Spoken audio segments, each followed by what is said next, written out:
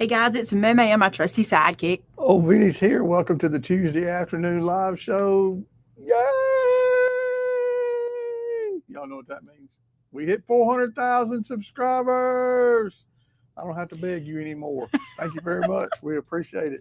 We're so excited to have reached this milestone, 400,000 subscribers on YouTube. What a blessing. Thank you, every single one of you, for your effort over the years to help us grow this channel and this community to what it is today. We're very grateful. And do we tell them how we're celebrating? In a second. In a second. Yeah. So we're glad you're with us today. If you haven't done it, please subscribe to our channel. We are May Made It. Everything you see used in the show today can be purchased in our online craft store at www.maymaymadeit.com. Also, we love it when you give us thumbs up. We call that Vinnying the video. So if you don't mind doing that for us, we certainly do appreciate that. That is a big deal for us, and we just are grateful for it. So I hope you'll give us a thumbs up and like what you see today. And like I said, if you hadn't done it, subscribe to our channel. May. What you want to talk about today? How's the audio, you guys? How's my audio especially? I have a new microphone. Look, it's not clipped to me anymore. I am free to roam. I can roam. Well, maybe I can roam. It depends. Can I roam? Can you hear? Can I go back? No, I'm kidding. I was changing my voice. We're very excited, and I just want to make sure that my mic is working, because if not, I got to put one on. So I want to see what y'all say. We have added a boom mic for me, which is a little bit different and keeps me from having that crackle on my clothes when I'm working. So hopefully, oh, good. Everybody says good. All right. And Vinny was good too. We did test this audio. We did not come to you without testing, but I wanted to be sure. All right. Let me say it. Thank you so much. Can I say, I would love for today's show to be riddled with questions from you about our YouTube journey, because I don't ever realize how many people don't really know. Here's what's interesting. I'm gonna see if you agree with this, Vin. So we have people come visit us all the time, and they'll say, I've been watching you for 4 years or 6 years or 10 years or whatever. And many times they don't know our whole story. You know, like I was with somebody this week who's been watching me for, I think she said 4 years. And she said, I didn't know you started in a closet. That's not unusual. Right. I mean, you'd have to go way, way back to know everything. But I thought, number one today, let's ask some questions. So what I want y'all to do is put some questions in that we can answer, kind of talk about our journey. And let's keep them to like YouTube. And yeah, let's kind of keep them to YouTube and YouTube crafting so we can kind of be on point. The other thing I want to do is I want to tell you this. I recently was watching, it was a Bible study I was watching, and this person said, we don't celebrate successes enough. We don't celebrate things that we consider to be successes, right? And I'm going to celebrate this one. In the past, I have always done a little celebration where I've done like, here's a giveaway or whatever.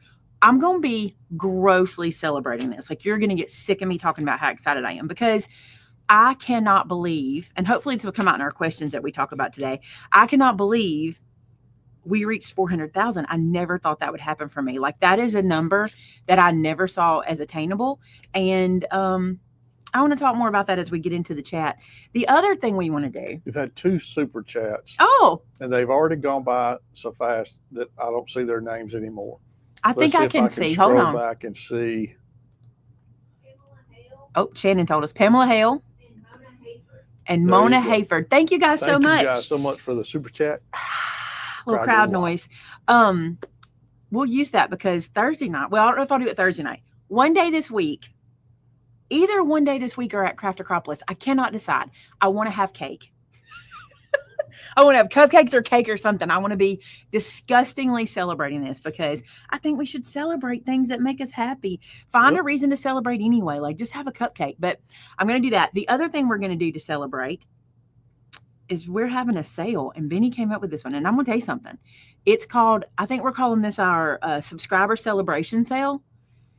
And y'all, he's doing 25% off. Like, it's just a code. When you go check out, put that code in, 25% off. The code is made 400K. Did I say that right? I hope I did. I think it's made 400K. Somebody will correct me if I'm wrong. There it is. Yep, Tamitha posted it. Tamitha put in. She's doing a 25%. She is Amber, because that's what was in my brain. Vinnie, they came up with it. They're doing 25% off for you guys. That's a big sale for us. We don't really do that. Like that's a big number because nowadays, let me tell you why it's a big number.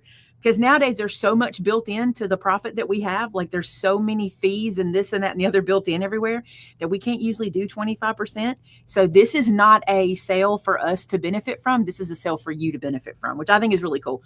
Will we benefit some? Yes. But I'm saying this is for you. And it's on the same that we always do. What I want to tell you too is that on Thursday night, I'm going to bring you or multiple giveaways.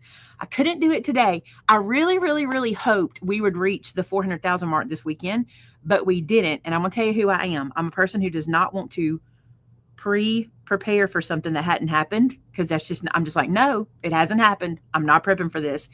And now that it has happened, Thursday night, I'm going to bring you some giveaways. And the funny thing is, listen, I've been doing this so long, okay? So long. I went this afternoon to start setting some up on the software we've always used, which is called Rafflecopter. And Rafflecopter's closing its doors October 1st. Yeah. Really? Yeah. They said after 15 years, we were closing our doors. And so I got to find a new giveaway software, but that'll be no big deal. There's a bunch out there. That's just where I did.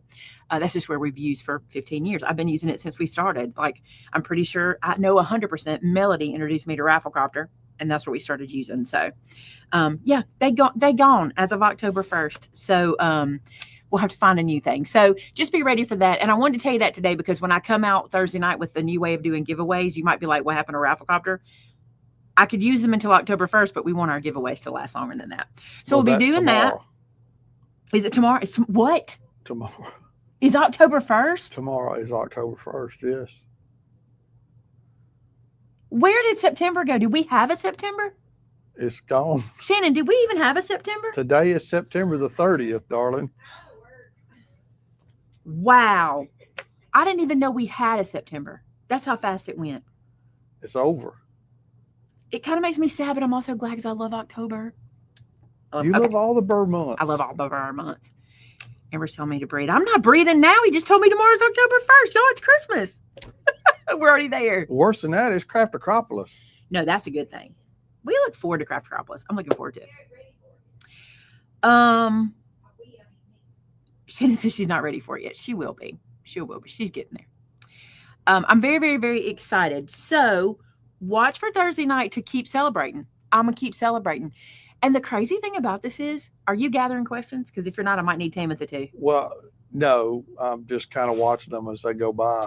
The crazy thing is, scroll back up. I remember when I started this, everybody's like, oh, one of these days you'll get one of those million subscriber play buttons. I'm like, no way. What I do on YouTube is never going to reach that kind of thing. But I do remember saying back in the day, if I ever reached 500,000 subscribers, that would be like my million, because I feel like that would be unattainable. And after this happened and I'm on this side of it, I'm like, we might actually move on. I don't know. What we do is very niche, you know, and we have a beautiful community, and I'm very happy with that. And the reason I like the numbers is because I want more of y'all in our community. That's the truth. Right. I want more and more in our community. So that's really cool. So thank you for taking the time to click that button. Can I tell you something else I didn't know? I didn't realize how many people didn't know what subscribing on YouTube was. Like, I think what's happened is so many people, including us, have created these subscription services, you know, and it makes you think you have to pay, but that's not what happens on YouTube. On YouTube, you click the subscribe button to tell YouTube you want more from this person. That's all it does. It's free. It just says, put this person in my feed so I'm seeing what they do. And then about 10% of the time, YouTube puts us in your feed. That's about how it happens. I got to say some thank yous. I saw Clack in the comments. I reached out to him and asked him if he would share. We were 5 away at 11 o'clock this morning. And I'm like, I want to celebrate at 2 o'clock. I reached out to Clack and he shared it. Vinnie shared it on his Facebook. I reached out to my children and I said, y'all, I'm 5 away. And my sweet children, but my daughter-in-law, Josh and Jenna got 2 apiece, I think. They're like, I just got one. It was so cute how they were doing that to help us get there. So I saw Clack up here earlier. Did I not? I thought I saw him in here. So thank you so much. People that were Clack attacking you earlier. Oh, already? Who else did we ask? I reached out to those people. Didn't you ask Missy? I didn't ask Missy, but I told her, hey, I'm so excited we're 5 away. And she posted on Rustic Relic. So that was super, super kind. So I want to thank everybody for that because It's so cool. Am I looking left? Yeah, I look away from you. You are looking away from me on camera. It just, look, I'll fix it. Watch this. Here's what I'll do. If you just put me on the other side of you, Boom. there you go. Now when you look Let's away, look at each other. I'm looking away from you now. No, you're not. No, you're not. Kind of. In my own camera on my side, I look away from you when I turn my head towards you. All right. Let's get some That's all questions. right. Let's answer a few questions. Donna C says she goes all the way back to the closet.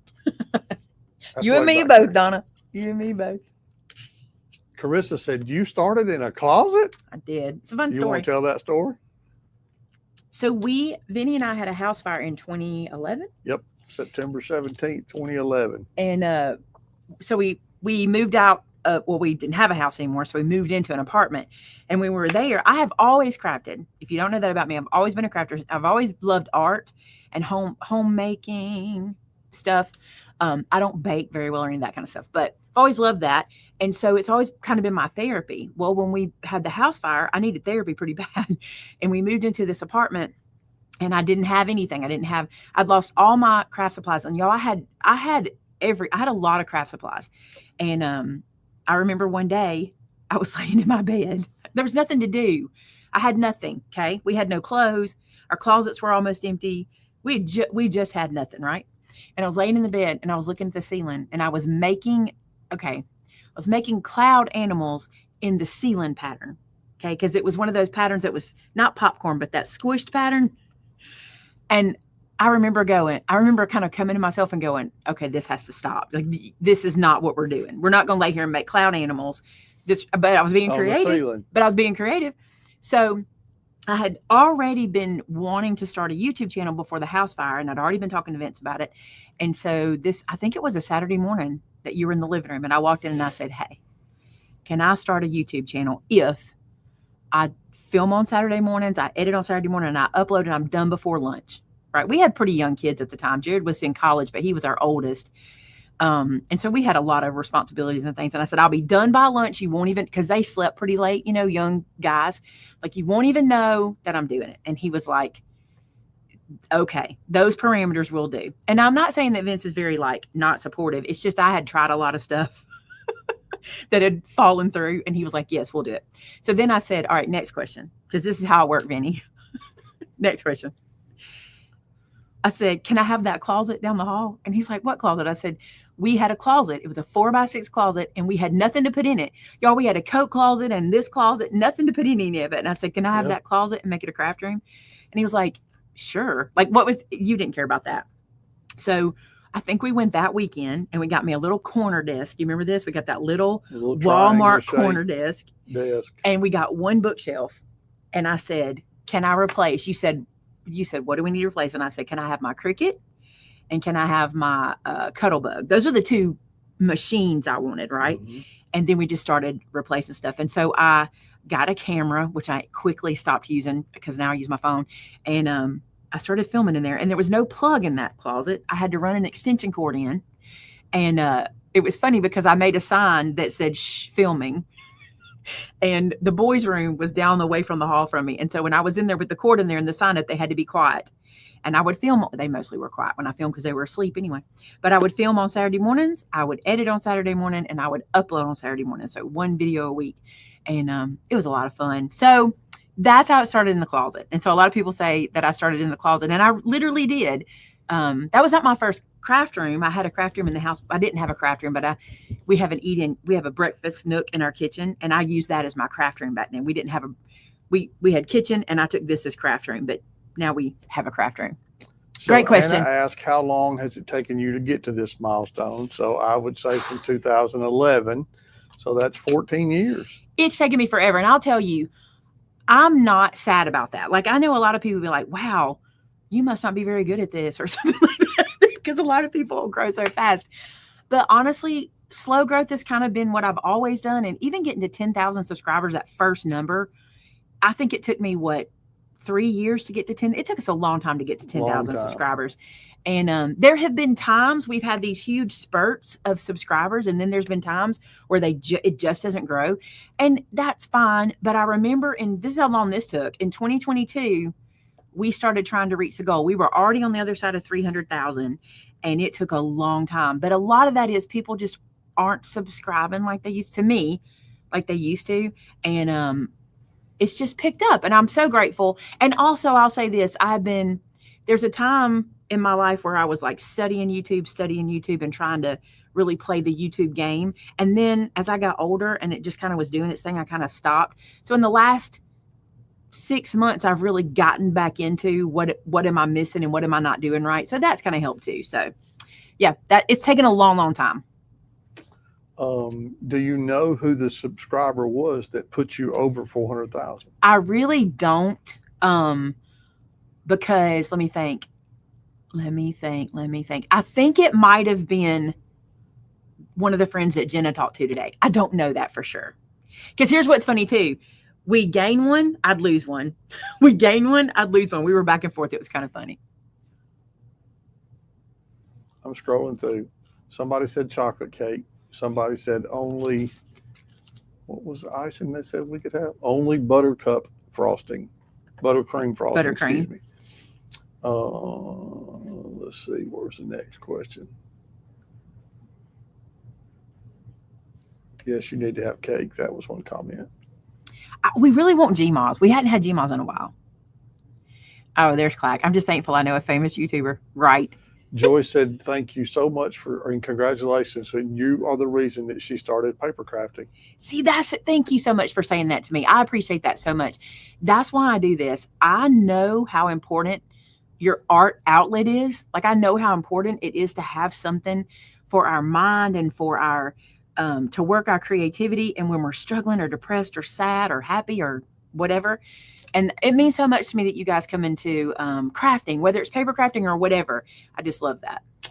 Lizzie said, congratulations. I found you through Melody. And the first video of yours I saw was the St. Jude fundraiser. And I've been hooked ever since. Thank you so much for everything you've taught me. That was incredible. We enjoyed that very, very much. That was that was a huge milestone for us to do that. Denise said, do you have a degree in education, or are you just naturally gifted at explaining and instructing? I wouldn't lean into naturally gifted. I don't have a degree. As a matter of fact, when I was a teenager, I wanted to be a teacher, but I did not want to go to college. Literally, I did not want to go to college. And my parents were fine with that because they couldn't afford it anyway. And my grades weren't where they should have been to scholarship. So I never pursued that. But I've always enjoyed teaching of any kind. I've always enjoyed, I guess, instructing, or if I know it, I want to show you how to do it. That's just how I am. I'm that way about everything though. Like, even like YouTube and like business stuff and things like that. I like to help people with, if I know it and I can help you, that's just what I like to do. So, but teaching is my favorite thing to do is teach. So where did the name May come from? So I love this story. When Thomas, my third son, who is 25 as of the weekend, he turned 25 this weekend. When he was little, he could not say Aunt Amy. He said May. And this has been now 20 years ago. A little more than 20 years ago, actually, because I think he started calling me that when he was like 3. And the irony of the situation is his father. So Thomas is my nephew who I have custody of and have raised him since he was 5. His father could not call my Aunt Maisie. He called her May. And Thomas never knew Aunt Maisie. And when Thomas, the minute it came out of his mouth, I'll never forget this. There was a room of us sitting around and Thomas looked at me, he said, May. And when he did, I looked at him and I realized he was talking about me. And I instantly, and you remember this, I looked at everybody and said, make that stick. Right? Do you remember that? Because he was my first nephew. Correct. Because Catherine and Rebecca were nieces. Right. He was my first nephew. And he was the first one to do that. And I said, make that stick. And everybody started calling me May to make it stick, like we were trying. Because I wanted to also be a May because I had a May and I thought that was so cool. So God did that full circle for me. So now a lot of people are like, what's your real name? What's your real name? And I'm just going to tell you something. No, everyone calls me May. That's my name now. And that's not unusual. I was May at church before this. Like, everybody knows who May is because I made it a point. Y'all made that stick. I wanted to be May. So what made you to choose paper crafting instead of some other type of media? That's such a good question people ask me. And here's the thing. The reason it's such a good question is because I love to make anything. Like I have never just been a paper crafter, never. But there's something so satisfying about taking flat paper and turning it into three-dimensional things. Like I love that. And also, it's one of those things that I can just sit down and create. Okay, so you got to remember when I started YouTube, I was 40 years old when I started YouTube. And I worked a full-time job, like a full-time job, and I had 4 boys living at home, and I had to craft when I had time, which was typically 9 p.m. at night after they went to bed, and I would go craft. Well, for me, paper crafting was something I could start a project at 9 and finish a project in a couple of hours.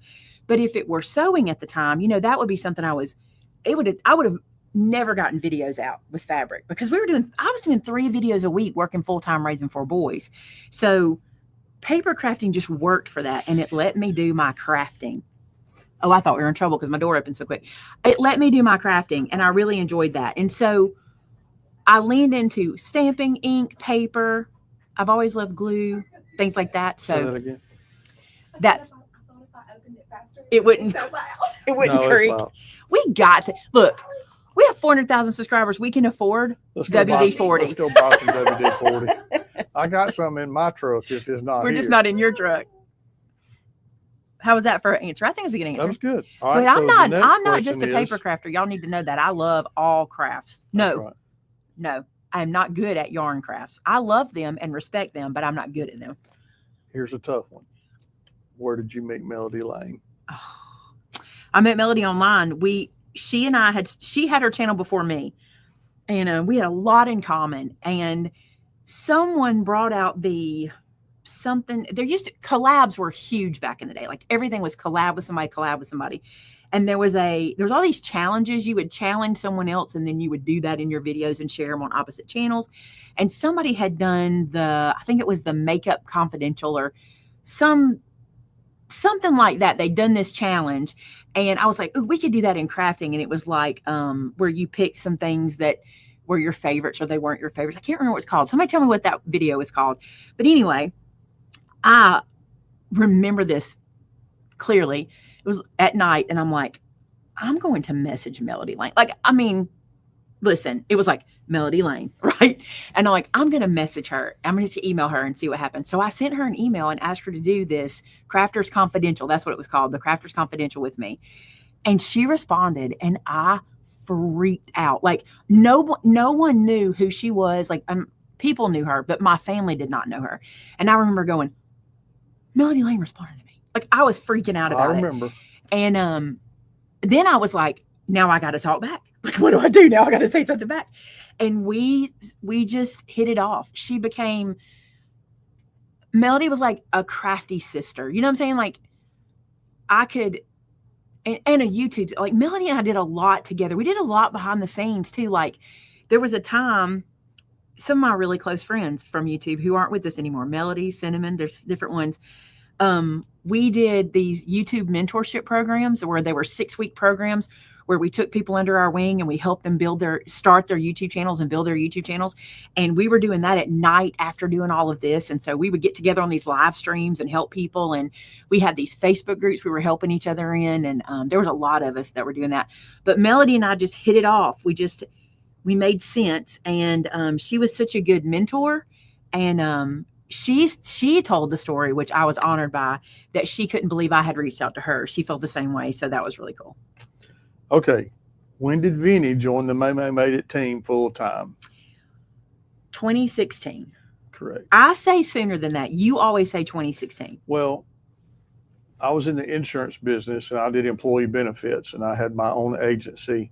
And I traveled all over the state of Alabama working with school teachers and state government employees and city employees, county employees, stuff like that, offering them supplemental insurance benefits that would complement their health insurance. And I did my last enrollment in November of 2025 in Lowndes County.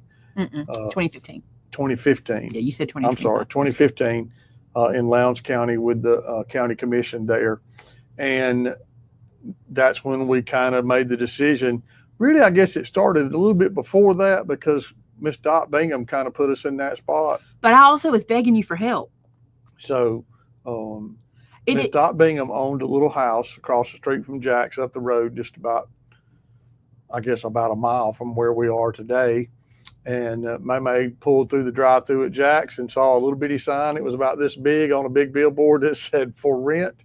And she contacted Miss Dot, and that's pretty much a comical story in itself. And Miss Dot fell in love with May, and she went out of her way to make sure that May could get that little cottage to rent. And it's just a long story. It's a good story. It's a long story. And what a blessing Miss Dot Bingham was to May made it when we first started to give us that house at such a cheap price. And she didn't ask for a deposit. She didn't ask for a long lease. Just a whole lot of stuff that she had set up front she would have to do. But every time May would explain it to me, she would go, well, let's do this way instead. And so I always give Miss Dot credit for opening the door for us. And in the very beginning, it was just me and May. May did all the creating. I did all the ordering. I did all the packing. I did all the shipping. I answered all the phones. I answered the emails, and she did videos. And that's how it started in the little cottage back in the day.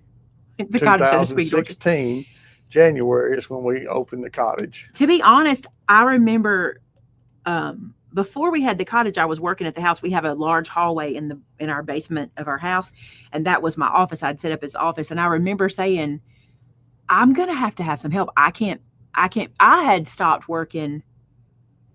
When did we decide for me to quit? I don't remember when we decided for me to do it full time. Do you remember? I don't remember that. I don't. I mean, it would have been earlier that year, I'm sure. But we decided at some point I could stop. I don't remember when we decided that, but I remember saying, I've got to have some help. And we were scared to bring in help because we didn't know. Yeah. We didn't know what was happening. It would just grow and grow and grow. And so when I found that house, you know what, babe? I look back on this now and I think, God must have really impressed on us that this was going to be okay, because these are not decisions we would have been making back then. No, because we were a one-income family at that point in time, and straight commission income family, and it was a big decision. It's crazy because that's insane what I think about now, because he must have been making us know he's got this, because we would never have made these kind of decisions. And he did open every door. We asked him to shut every door, and he opened every door. Yeah, and he slammed them open. He didn't close none of them. That was the whole thing about Miss Dot. Well, I love that. So yeah, so you've been with me since 2016, and it was just me and you for about 3 months. 4 or 5 months. And then we brought in Jeremy, and then we brought in Amanda, and here we are today. Yeah. That's crazy.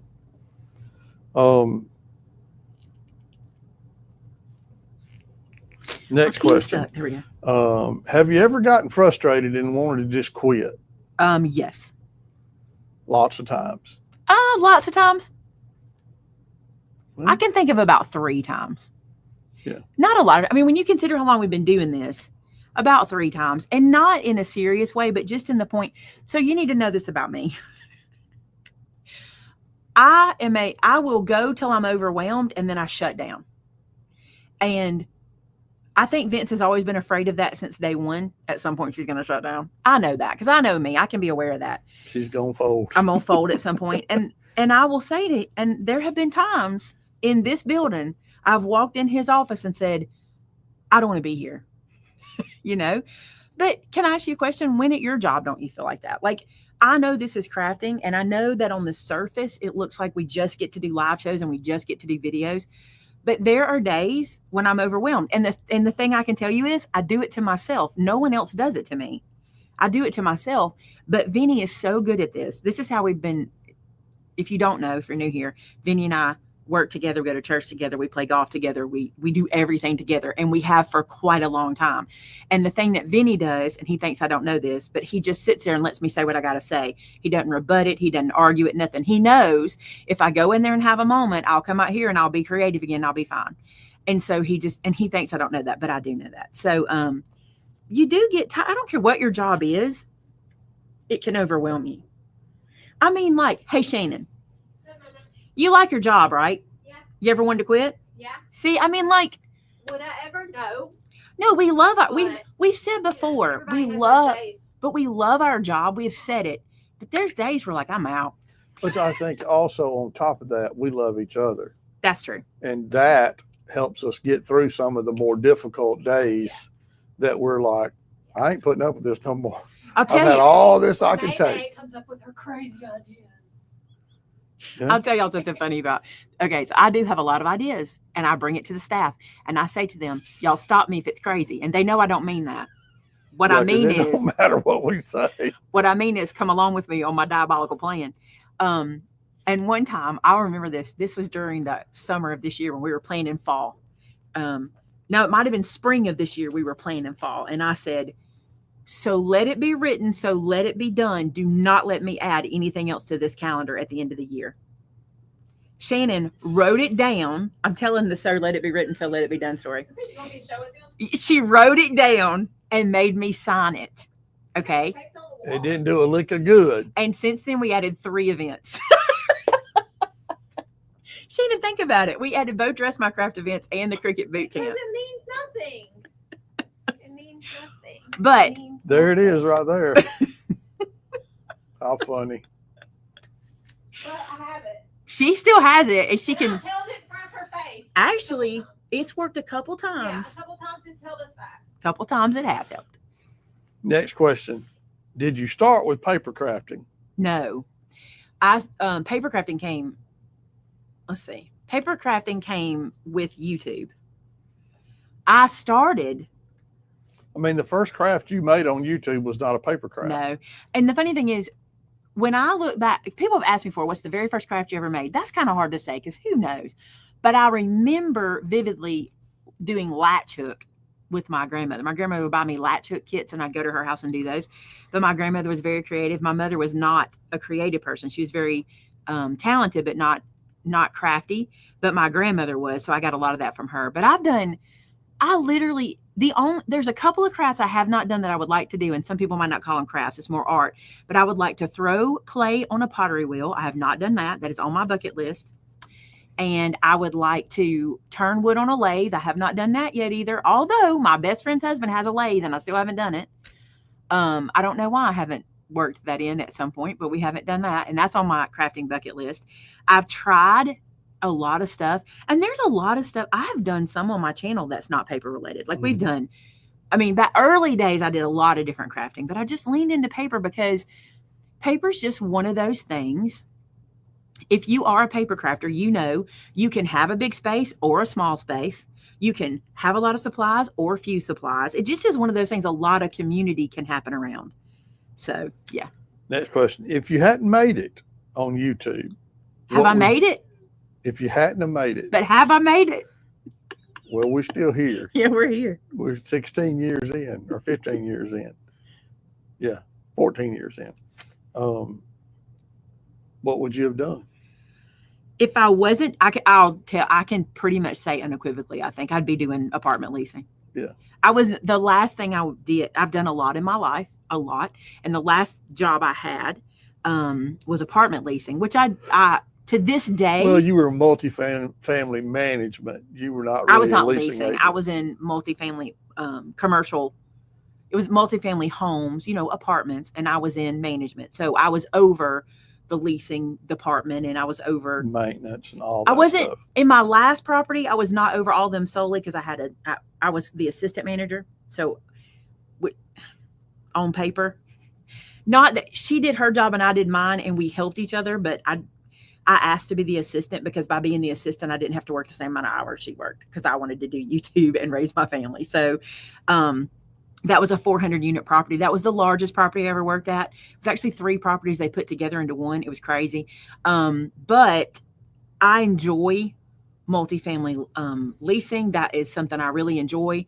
And I would still be doing that today. My father works in that industry, and I would probably still be I was working in his company, and I'd probably still be doing that. And I loved it. It was a lot of fun. It's changed a lot, but I still think I would enjoy it. Okay, so that kind of answers another question. What was your full-time job before you started Made It? Right before. I've had a lot of Right other before. jobs. Yeah. All right. So what inspired you to start your own stamp line? You know what? I was watching My Pink Stamper at the time. That's who I watched mostly. And she had her cute little stamp line. And I just remember thinking, I can do this. I can design these. And it probably took me a year to find a place to make them, to create, because I had to find a place first. It took me forever to find a place. No one was helpful. No one would help you. And I know why now. And I say that I didn't know then, but like no one would help me find a place. It took me about a year to find a place. And the reason I had to find a place to manufacture them first is because I didn't know what artwork they needed. Like I didn't know what I needed to do. And so once I found the place, I could figure out the artwork. And it might have taken me longer than a year, but I just really wanted to do it. And listen, the amount of time it took me to talk Vince into let me even try was 6 months before I started researching. It took me years for you to be okay with that. Yeah. So, but I started because I mean, it was a financial obligation that at the time we really couldn't afford to make. And I mean, I'll tell you, I'll be honest with you. It was $142 to order 40 stamps. 40 stamps Back then. It's a lot more than that now, but back then. And you were like, and I was like, babe, I don't have $142. We didn't have it. I didn't have it. I mean, we were raising 4 kids on a straight commission job, and it was a lot. The $142 was, I mean, that was a lot of money back then. And I'd bought a lot of kits to sell things and be independently wealthy in the past. So, well, I wasn't going to go there. I talked them into doing that stuff. They were in the closet and stuff like that. So, and I remember when that box of stamp sets came in and how just blown away you were that Mr. Big Ears was there. I cleaned off. I have one of these little bookshelves like we have in here, and I cleaned the whole thing off, and I put that little that stamp was that's 42 stamps right there. We know that because we count them all the time. That little stamp set was just like this, and it was the only thing on the shelf. The only thing. On the whole 5-shelf all bookshelf. 5. And we would walk by and I'd go, and this is what Vince said. He's like, now you got to sell them. I was like, I'll do it. Yeah, that was crazy. But the reason for stamps mostly is because everybody was doing stamps. That's what you did. Oh, yeah. Like, I don't think I've ever realized that. But back then, the progression was you start a YouTube channel, you're stamping, and then it's not instead of, but I wanted the stamps I wanted. And everybody was doing this. They're like, these stamps aren't what we want. I want to make my own stamps. And that's where it started. Yeah. So I already know the answer to this question, but some of them may not. Do you love the messy mixed media? No, not at all. Let me say this. Okay. Because I don't want anybody to get twisted on that. I love the look of it and the finished product. I think it's cool, but it's not for me. It's not the craft I want to do. Because it's messy is what you don't like. I don't like it. That's why you don't like glitter, because it's everywhere. Never goes away. Messy. How do you do your videos when you're talking to a video screen and you seem so comfortable? I've never struggled with that. I don't know why. I think if you go back to my very, very first videos, you can hear a little timidity in my voice. Like you can hear me a little bit different, maybe a lot different. I don't know. But I don't think I've ever struggled with that. Okay, let me tell you why. This is why. So when I was young, I guess I've always had this in me and not known it. Like if I had to do something in the kitchen, I don't care if it was like washing dishes, cleaning the counters, cooking a meal, because I also helped cook when I was a teenager. I always did it like a television show. I always did that. I'd be like, today we're going to make hamburger helper and we're going to start with this. And I might not do it out loud, but in my head, that's what I did. I always did that. And then when this became a thing, and I saw other people do it first. And that's when I came to you and I said, hey, I think I can do this. Do you remember this? Like, I was showing him paper crafters and going, this feels like this feels like me. I think I can do this. And that's how it started. And I've never really been uncomfortable about it. I will tell you this. I've always said we in my videos, and people always go, who's the mouse in your pocket? Because I've always talked about the community. I've always felt people with me. So maybe that's why it's been more natural. And another thing that you may not know, but May is painfully shy. And you probably won't believe that, but she is. If we go anywhere that she's never been before, she stands right behind me. She won't come out and be the first one. When we go to church somewhere new, she sits in the corner. You know, she she's very shy. And so the ability to just talk to the computer, that was easy. She didn't have to think about there's 6,000 people watching at one time. She didn't think about that. All she saw was she's talking to the computer. So that made it easier for her. We got invited to do our first travel teaching class in person. And I was so honored and so excited about it. And I couldn't say yes quick enough. Like we were like, yeah, and it was close. We could do it, blah, blah. And as it got closer, I kept thinking, I gotta be with people. Yeah. And I remember that was a terrifying thing. And I'll never forget, we pulled up to that hotel and I had this moment of realization that there are people here who know me that I don't know them. Yeah. And like, it was very hard. That trip was hard for me too. But I'll tell you who broke the barrier down. It wasn't that trip. There's a lot of people that broke the barrier down, but what breaks the barrier down is when you realize the sincerity, the heartfelt sincerity of how much people know you. Do you know what I'm saying? Like, it's kind of like this. I went from these people know me and I'm freaked out to these people know me and I'm comfortable. Like these people know me and I'm okay. I won't ever forget that event. I won't ever forget that. The first one? Yeah. No, because you had to move the whole store. Look, y'all, those of you that have been to May Made It and have seen the warehouse and seen how big it is, you won't understand this. But when we went to Stampus Gate in Gatlinburg, Tennessee, I packed the entire store, every piece of retail product that we had in the back of a Tahoe and carried it with me to Gatlinburg. And I sat in the hotel room while she taught and packed packages and went to the Gatlinburg post office and mailed packages while we were there. And the whole store, everything we owned in the back of the Tahoe. Yep. So it wasn't a lot of stuff back then, and that's the first time we were recognized in public. My little pistol packing friend, Madge. I don't even know if Madge is still alive, but Madge was in Walmart and she went, "You're May May and you're Vinnie." And we both just freaked out. And I say pistol packing mama because Madge she was a marksman. And she was in her 80s. And she was a decorated marksman. Yeah, she was a marksman. Mm-hmm. And she had won competitions with her little pistol that she carried around with us in her age bracket at her little shooting range where she lived. It was adorable. And she loved to talk to you about She loved to talk to me about guns because she knew how much I enjoyed shooting and hunting and using guns just, in recreation. And she knew how, so she loved that we had that in common. And I won't ever forget Madge. She was a sweetheart. She was a precious, precious lady. She was extremely sassy. And loved us. And so on that note, I'm going to go into the next question. When did Shannon start working for you and how did you meet her? Okay. We're not supposed to say those words. So I'm going to say it the way I'm going to say it YouTube. Okay. Here's what happened.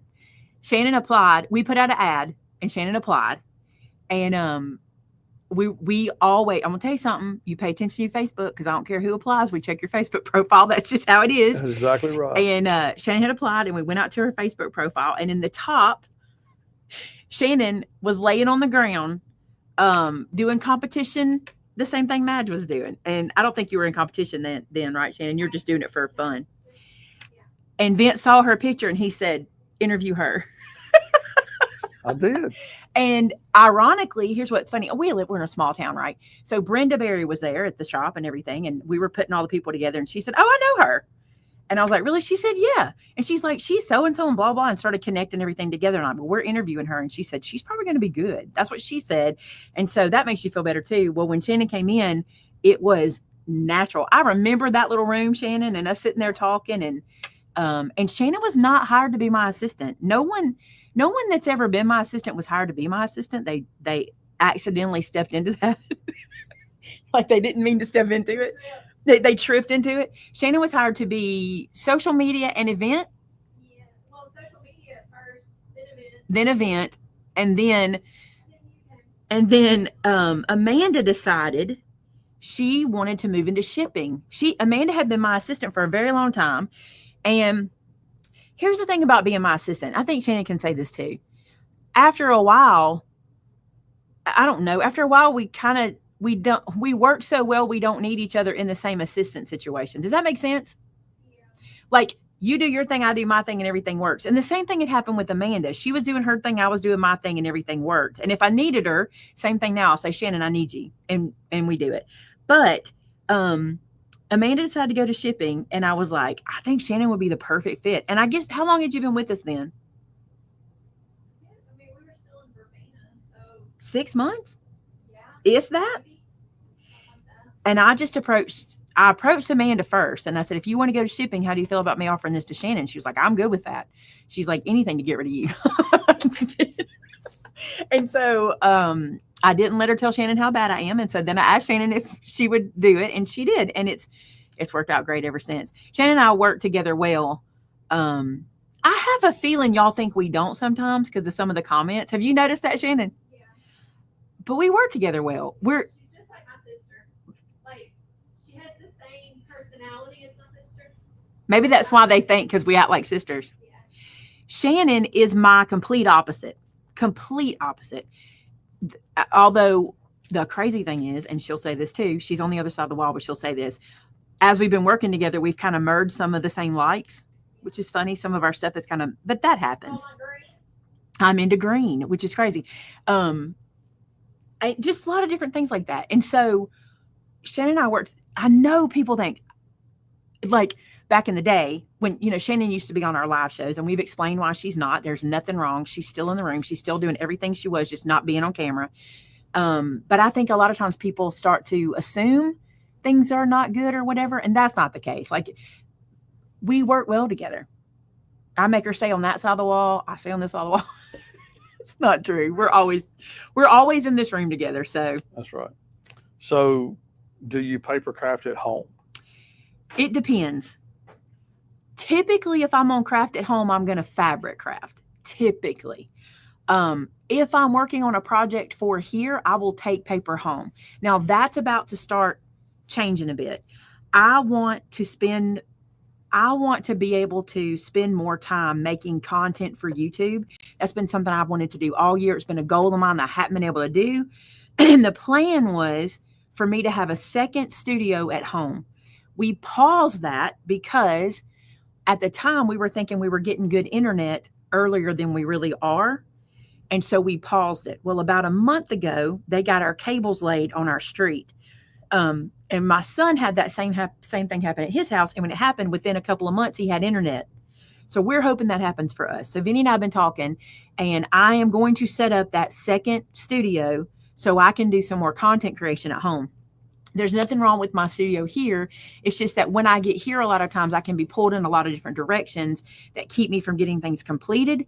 And it's hard I always feel like I'm pushing Tamitha.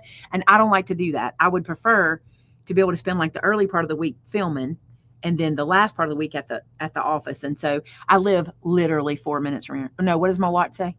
7 minutes to work? It's not 7 minutes. I don't think it is. No, but Shannon and I live like 5-6 minutes from work, so I can go back and forth. But I would love. I'm an early riser. Okay. I would love to have a studio at home to be able to get up, get dressed, do my morning, and then head to my studio. And then maybe around lunchtime, be ready to come into the office or something like that. I could get a lot done that way. So that's what we're thinking about doing. But if I'm going to craft at home, it's fabric, typically. So what's the worst job you ever had?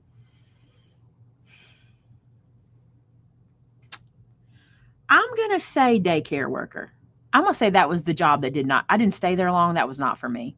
There's been other things, but that was probably the one that was the biggest mistake for me to do, was to be a daycare worker.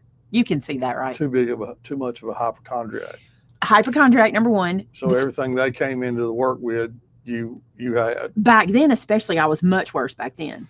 But honestly, what was the hardest part for me was the lady who ran the daycare ran it like a school. So you had to do, what's that called? Lesson plan. You had to do lesson planning. You had to do all that kind of stuff. And I was teaching 3-year-olds. And it was so hard for me because lesson planning for 3-year-olds that you had attention span of 3 minutes. And it's just hard for me. And I didn't enjoy it. And I'm not good with little kids. I'm not good with them. if they can't tell me what they need, I struggle. Okay, mamas, y'all know what I'm saying. If you've given birth to babies, there's a language they have that you understand. If you haven't, you just don't understand it the same. Do you agree, Shannon? Yeah. Like you know a sad cry, happy cry, hungry cry, mad cry, whatever. And I'm not good at that. You got to know where you're not good. Got to go with your strengths. Were you a close to my heart consultant? Actually, I'll tell you. So when I started my Close to my YouTube, heart. that's another thing that people just kind of were doing back then. When I started YouTube, you were either a Stampin' Up! Demonstrator or a Close to My Heart representative. And I chose to sign up with Close to My Heart. Do you know why? Because they had less representatives and there was less competition. And I thought, rather than having all these people. Didn't they have some kind of die or something you really wanted? Eventually they did. What happened was I signed up with them, and then they brought out the art philosophy. No, we just had this conversation. They brought out that cartridge I loved, and by being a rep, I could get it at a good price. It was a Cricut cartridge. So we stayed longer because I was getting those cartridges, right? I never made a single outside of me sale. That's correct. Never made a single. And I linked it in my videos and everything. I never made a sale. And unbeknownst to me, you couldn't design. This is way back in the day, y'all. You couldn't design your own stamp set and work for one of these companies. So I designed a stamp set, and then I got a cease and desist letter. And I was like, oh, well, we're going to desist. I'm not selling any of your products, so it's not going to hurt me to not do it. So I quit doing it. And then we started doing stamps that way. Art philosophy. Close to my heart. I was a rep for them. And like I said, I never sold a single, even to my family, I never sold a single thing out to anybody. I just bought it myself. Do you remember how long it took us to sell them 42 stamps? I'm going to say not long, because I remember. I know I was shocked at how fast. Yeah, I want to say 3 months. If that. It wasn't. It wasn't overnight. It wasn't overnight. The thing you're not asking, which is really interesting, is what platform we started on. Etsy. Yeah. We started on Etsy because at the time, this is really ironic. I don't think Etsy's this way. I don't know much about Etsy right now, so correct me if I'm wrong. But at the time, Etsy was handmade and hand manufactured only. Like you couldn't do vintage anything, like none of that. It had to be handmade. And you had an employee, when I was working for you before we did all this, you had an employee, Brandy, who taught me about Etsy. She was buying all her kids' stuff off of Etsy and all this. Remember this? And that's how I learned about it. So we sold our first sets on Etsy. And I stayed on Etsy for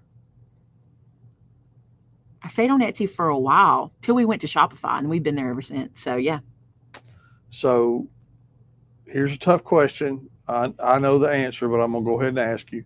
Will you start selling fabric in your store and online? I won't, but I have a very good friend who already does. And that's why she's my source for fabric for the most part.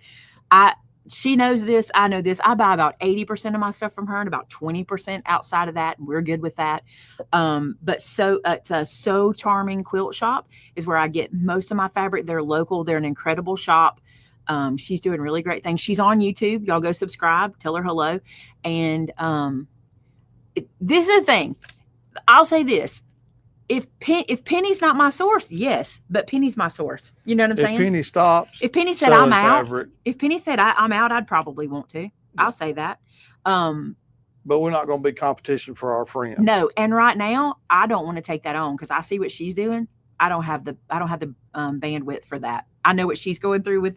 It's no different. Those big businesses, you know what I'm saying? Like you have to handle everything. So, but So Charming is the place to go, and she is part of our channel and part of the May life. And she's at our Craft Acropolis, our big events that we do. And she'll be there this time. And so I love to support her, and I love to encourage you to go support her. All right. The next question is a personal one. How personal? How did the two of us meet? Go with it. You go for it. We are perfect for each other. And it's so great to see us together. This was so. Did you say we're perfect for each other? I did not. Oh, okay. All right. I know that we are, but so how did you meet? You answer. I've been talking the whole time. Okay, so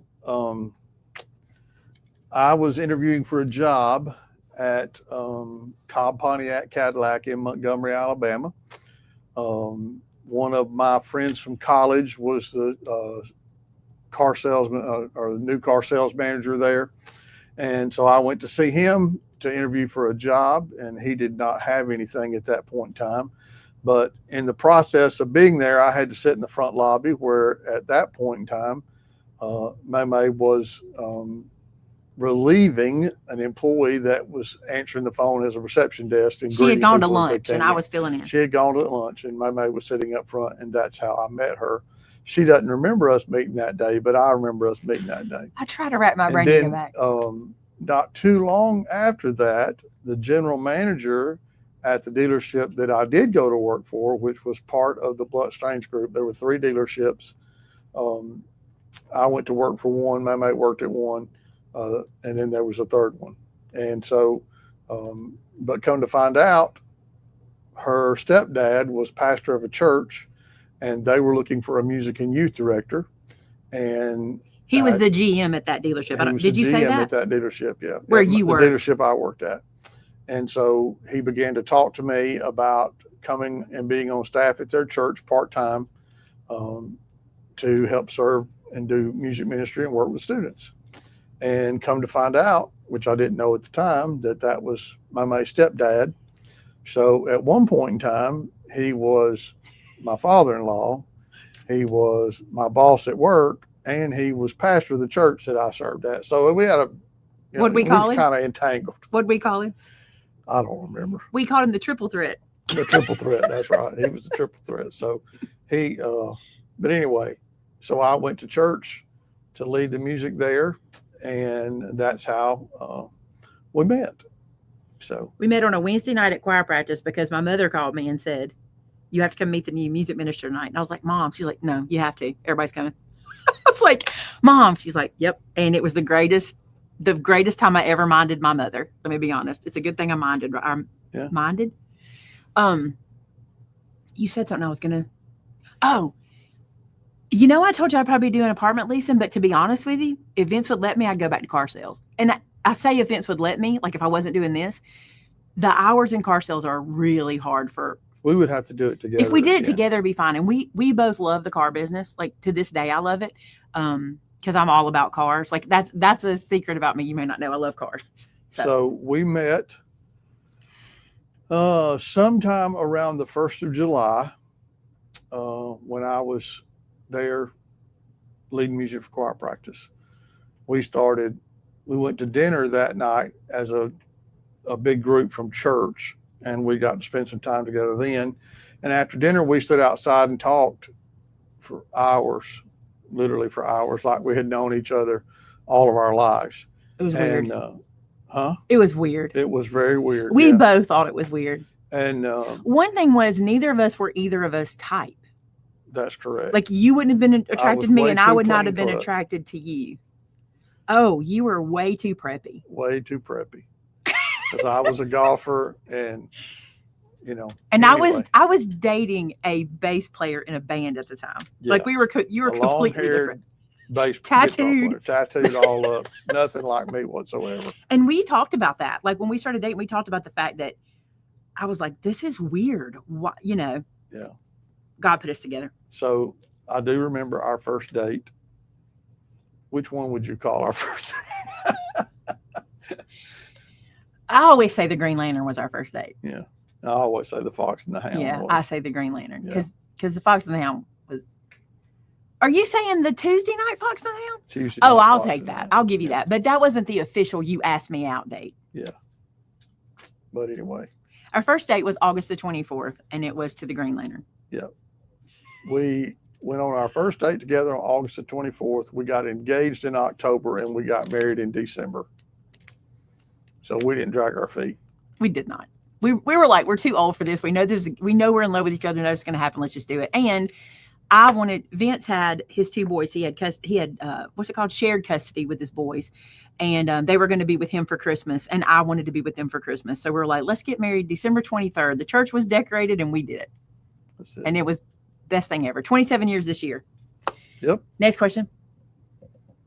27 years ago. Can you get more questions? How many years? 27. Yeah.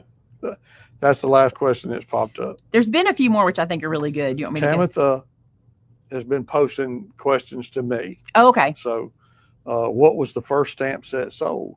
Mr. Big Mr. Big Ears. And Mr. Big Ears came from my mother. My mother always joked and played all the time. And she would say to the boys, well, Mr. Big Ears is what I don't know why she did that. They'd come in the room and she'd go, well, Mr. Big Ears. And they would just laugh and whatever. And so I made a bunny set and I called it Mr. Big Ears. A lot of stuff happens because of my mother. We still name things after mother. And there's still a Mr. Big Ears stamp set out there. Mr. Big Ears 2.0. 2.0. And is the original still here? I think the original one is vaulted. I think it is too. So, anyway. More? Nope, that's the last one. I saw some. They were really good ones too. I was hoping we'd get to them. Let's see. Let me go back. Now, I haven't even looked at the questions. I've just been asking the ones that Tamitha has been sending me. All right, there's what was the first stamp set sold.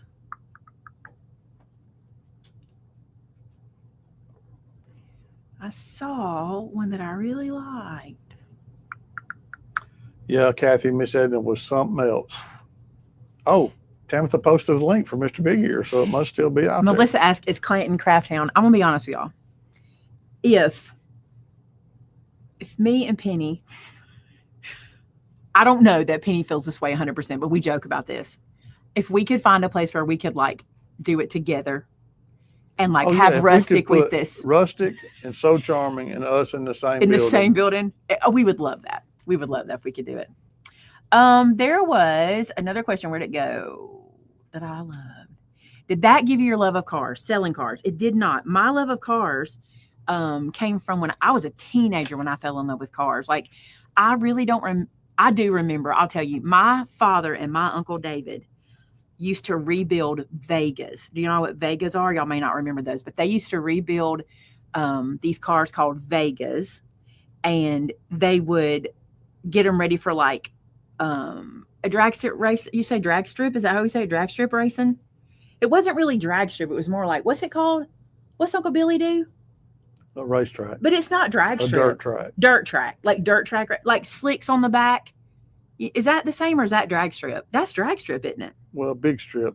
The big slicks would be drag So strip. they would put those big slicks on the back of these Vegas, and I would watch them do it, and they were just so cool, and I loved them. And my dad loved cars.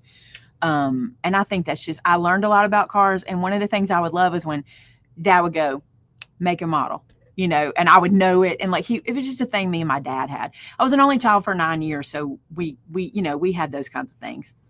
Becky asked, how many years were you a hairdresser?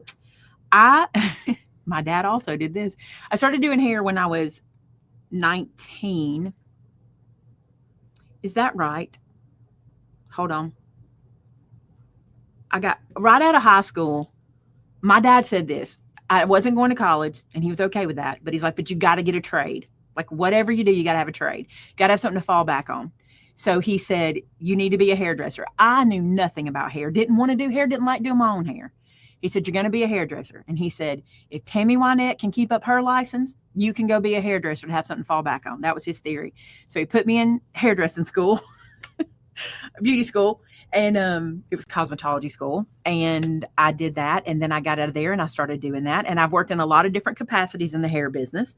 And I did that for, I think if you added up 15 years, if you added up, yeah, that's what that was. Susan, we do not have any vintage cars because vintage cars have gotten so expensive. If I could have, we would both have one if we had the money. I think we will at some point have a vintage car. It's funny because Vince will send me Facebook Marketplace posts of these cars, and I'm like, Most of the time for me, it's an old Chevy truck, and most of the time for her, it's a GTO or an old Pontiac. Something old Pontiac. And he'll send me these posts. And the other day he sent me one, and I'm like, so are we picking this one up? Like, what's the deal? I want it. We can't do it. But it's like, yeah, it was a vintage Cutlass Supreme. It was and gorgeous. It was so pretty. I was like, are we gonna, is this gonna be our everyday car? Are we gonna do this? But we don't have one, but we might. Now I will tell you, I did at one point have my dream car. Everybody will remember Boom Boom. I had my Challenger, which was my dream car, and I had it for about 1.5 years when I went, I've done it. I'm through with it. I'm like, no one could ride in it. No one could. I mean, there was 2 seats in the front. You couldn't get in the back. that would answer Lloyd's question. What was your favorite go fast car? Meaning the one I owned, or my favorite, like if I could have one? Oh, I don't know. You already said it was your favorite That one was you my owned. So what about something you didn't own that you wish you had? Was that my favorite? Okay. I loved my Challenger. Yeah. My favorite car I've ever owned, what do you think it was? The Grand Prix. The Grand Prix. I had a black 1999, 2001 Grand Prix. And the reason I loved it is because if you know anything about, I was a big Pontiac fan, right? And so when I worked in the car dealership, we got to go to Talladega and we got to drive on Talladega. And I got the year they brought out the new Pontiac the wide body Grand Prix, which meant it was wide and low to the ground and it would hug a curve like you couldn't believe. And so I got to drive that on Talladega. And I remember, the cars were governed and I went as fast as I could go. I wanted to cut it off. And so I cut it off and I was driving on that track. And when we stopped, here's what's so funny. There were when we got in the car, we all had helmets on. There were 3 of us and a race car driver in the car together. And they got in the back seat for me to drive them around the track, right? We stopped at the little pit for us to switch up. And he goes, okay, hop in the back. And I said, no, I don't think so. I'm like, I don't know these people. I'm not going to let them put me out there at 140 miles an hour around Talladega. And so I was done, but I was in love with that car. And so did you have the Bonneville at the time? No, that's when I had the Mazda. Okay. So Vince had the Mazda. I traded the Bonneville in. But did you trade it in on the Grand Prix? I traded it on the Mazda. But we traded the Mazda in on the Grand Prix? Yeah, I think so. So listen, here's what happened. It was time to get a car. And I was like, we went to my dealership because we could use my discount on it. And I was like, this is what I want. And you were like, I don't know if we can pull that off. It was gorgeous. It was solid black. It did have chrome wheels because back then there weren't black wheels. That wasn't a thing. It was solid black. It was gorgeous, low to the ground. We had the windows tinted. It was my dream car. I drove that thing until it should have been retired, and then Jared got it. That was his first car. Well, you drove it. Then I drove it to work to all the insurance places I went to. And then Jared got it. And he drove it till it literally fell apart. I love that car. I loved it. That would be my favorite car, not my favorite fast car. Oh gosh, I don't know though. My Malibu was something else too. Yeah, that Malibu. Karen asked, "Have you ever been to Scotland?" I've never been. The only out of the country I've ever been, to make it easy, is the Bahamas. Yeah, and St. Thomas. Like the the Eastern Caribbean is where we've been. Yeah, and we've been to Mexico. Is that right? Yeah, Eastern, some Western. No other out of the country, right? No. That's it. Just cruising. How many cardstock sets do you think you have created through the past years? Say that card. It says, how many cardstock sets do you think you've created through the past years? Maybe she's talking about folios. No, do you mean like card stationery sets? Like these things, like what we do? Like these? I probably only have done this kind of thing, like I don't really know. Not this. I probably haven't done a whole lot because I think I only do this like once a year, something like this. So it hadn't probably been very many of those. So Kathy asked, "Do you still play with your scissors?" My hair scissors? Yeah. Nope. I put them down. I cut my bangs, y'all. I cut my bangs. I'm allowed to cut around my face. And if I beg hard enough, she will cut my hair. No, I have been cutting yours lately. This was supposed to have happened this past weekend. Yeah, I've been cutting your hair lately. Yeah. How long is the sale going to happen? Till Friday at 4 p.m. That's what Amber said. That's what we said. Till Friday at 4 p.m. Sale ends October 3rd at 4 p.m. That's Friday. Mm-hmm. What was your first car? My first official car was a Oldsmobile. It was I never got to drive it. This is why I can't remember what it was. What was that Oldsmobile? I don't know. I can't remember. My dad bought it at an auction, but he didn't know he bought a diesel, and he couldn't work on a diesel, so we had to sell it. We didn't get to keep it. That was my first official car. The car I drove, my first car I drove, what my dad, I was in love with Malibus, and there was a 78 Malibu that I had seen him falling in love with. And my dad found one in a guy's yard and talked him into selling it to him. And so dad bought me that car, and then he had it painted my dream color, which was IROC blue. These are a lot of old names people don't remember, but it was painted IROC blue. And he put, do y'all know what inky wheels were back in the day? You probably don't know, but they were solid inky wheels. I had those. And then I had like a race car steering wheel, and my car had a hot pink and chrome stripe down the side, and the grill was hot pink. Like we had all that kind of stuff done. And I wish I had a picture. We used to have a picture of it. I don't know where it is, but I love that car so much. And I actually drove it until I bought my own car. That was a car that I bought that car also, but I paid my dad back for that car. But it got to a point where I couldn't drive it for what I was doing because it was just a gas guzzler. And it didn't have air conditioning at a certain point, stuff like that. And we weren't going to put any more money into it. So I bought my own car, and I had parked it at the dealership we worked at. And it had a stereo system and all that kind of stuff in it. And it got stripped. They came and they stole the wheels and the sound system and all that kind of stuff. So then my dad let my brother have it, the body, to redo it. And Billy redid it for a while. I don't know what happened to it after that.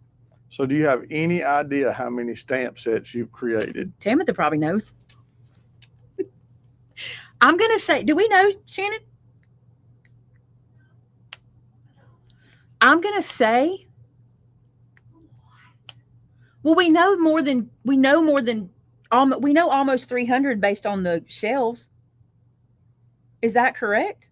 It's probably more than that. The reason I say that is they start at A01 and they go to like A2 something, don't they? That's true. It doesn't count the vaulted. Tamitha says 411. Okay. It's a lot. That's a lot of stamps. What's your next goal? My next goal. Some of those you can't share. There are some things in the works that we can't share. Not because I don't want to, and I will as soon as I can. That's the classic YouTube thing. But I think my next goal. Where do I want to go with this? Let's see. I'm a weirdo, y'all. I'm in a evaluating my business state. I guess this is a season for me. I'm evaluating my business. And my goal, I learned this thing the other day, and it's kind of got my brain wrapped up, and it's true. You've always heard of the 80-20 rule. Like in church, we call it the 80-20 rule, and we say that 20% of the people do 80% of the work. Like that's a thing that's been said since I was a kid. Since you were a kid, people said that. And apparently, and if you think about it, it's true, the 80-20 rule works in everything. Well, it's the 20-80 rule, and there's an 80-20 rule. But the 20-80 rule in our life, we spend 20% on the time, 20% of our time on the things that work, and 80% of the time on trying to make things better, when we really need to be focusing all that time on the 20% of the things that really work. So we're doing a little like evaluation of that. We're trying to see where we should be putting our time, because my goal is to work smarter, not harder. That's my goal. I would like to, not because I don't feel bad about how we've done our business. I feel good about that, but I'm older. And when I started, I know this sounds crazy because I was 40, but I had a lot more energy back then. And I had a lot, I don't know if it was, I think it was the energy thing. Like back then I didn't start till 9 p.m. Now I'm asleep by 8:30. You know what I'm saying? So the time it's just different for me. So I would really love to not cut back. I would really love to do the things that do, like you want to say, do the things that work. I guess that's the way to put it. That's my goal, is start looking at the things that work, that you guys like, that you guys enjoy, that you respond to well. And I'm going to put aside the things that sometimes I think would really work and they don't, but I've been doing them all these years because we did it that way. You know, we've always done it that way because we always done it that way. And we're going to try to do away with that. And we were having a big discussion about that today with Amber. And she's kind of like, yeah, because she's been with me. Amber's been with me the longest of anybody, but not like, I mean, Shannon's been with me. What are you on? 6 years? 7 years in March. So they all know. So that's what we're trying to do. I'm older and I need to work smarter. Okay, so how do you decide what scriptures to use in the scripture stamp sets? It's typically God just shows me something. Like sometimes I'm a note taker at church. Like I like to take notes when my pastor's speaking, or if anytime I'm in a lesson or something, and I'll be taking a note and then I'll go, oh, that's a good one, or something will come to me. We have some rules about stamp making, which is a little different than some people. And you'll understand this when I say it. We want to make stamps that make sense for card makers. We don't make stamps that just are stamps. There's a difference. And you know what I'm talking about. There's some stamps that are super, super cute and you can just use them as stamps. But I try to make my stamps for card makers. So we try to focus. If I make a stamp set, how could I send this to someone on a card? And I'm not going to tell you we've done that on every 411 stamps. There have been some I have ventured out, but the ones you guys tend to like the most are the ones that make sense in card making, because you tend to be a card maker. Because some of our stuff is folio and stuff, but that's not club related. We never put that into we don't force you with that, right? But God just gives it to me, y'all. I pray about it. If I get stuck, usually I have a list of ideas. If I get stuck, I'll pray about it. And typically before the end of that day, he'll be like, there's a thing. And I'll tell y'all something you'll love. I can always tell when we're forcing something. Like Sylvia and I'll go, we'll have an idea and we're trying to do it and it's not working. And it's just not working. And I'll go, Sylvia, are we forcing this? And if she says we are, or she feels like we are, we'll try to go away from that and go, we're forcing this. It's not working. So we're doing this. And then whenever he says it works. It just as always has. All right. So I'm going to answer this next question for you to let your mouth have a break. Lord knows. So, but you jump in if I say something wrong. So the question was, do you draw out your own stamp designs? I used to. Oh, you're going to let me answer? I'm sorry. Yeah. In the beginning, May drew every stamp design by hand on either her phone or on the iPad or something. Digitally drew it out in the beginning.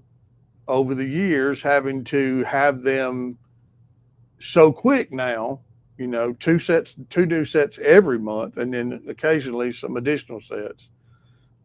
We buy a lot of graphics, but I don't think there's ever been a graphic that was bought that wasn't tuned. We never use a graphic as it is. And nowadays, is tuned the right word? It's fair. And nowadays, what's really interesting, I'm going to brag on Sylvia a little bit.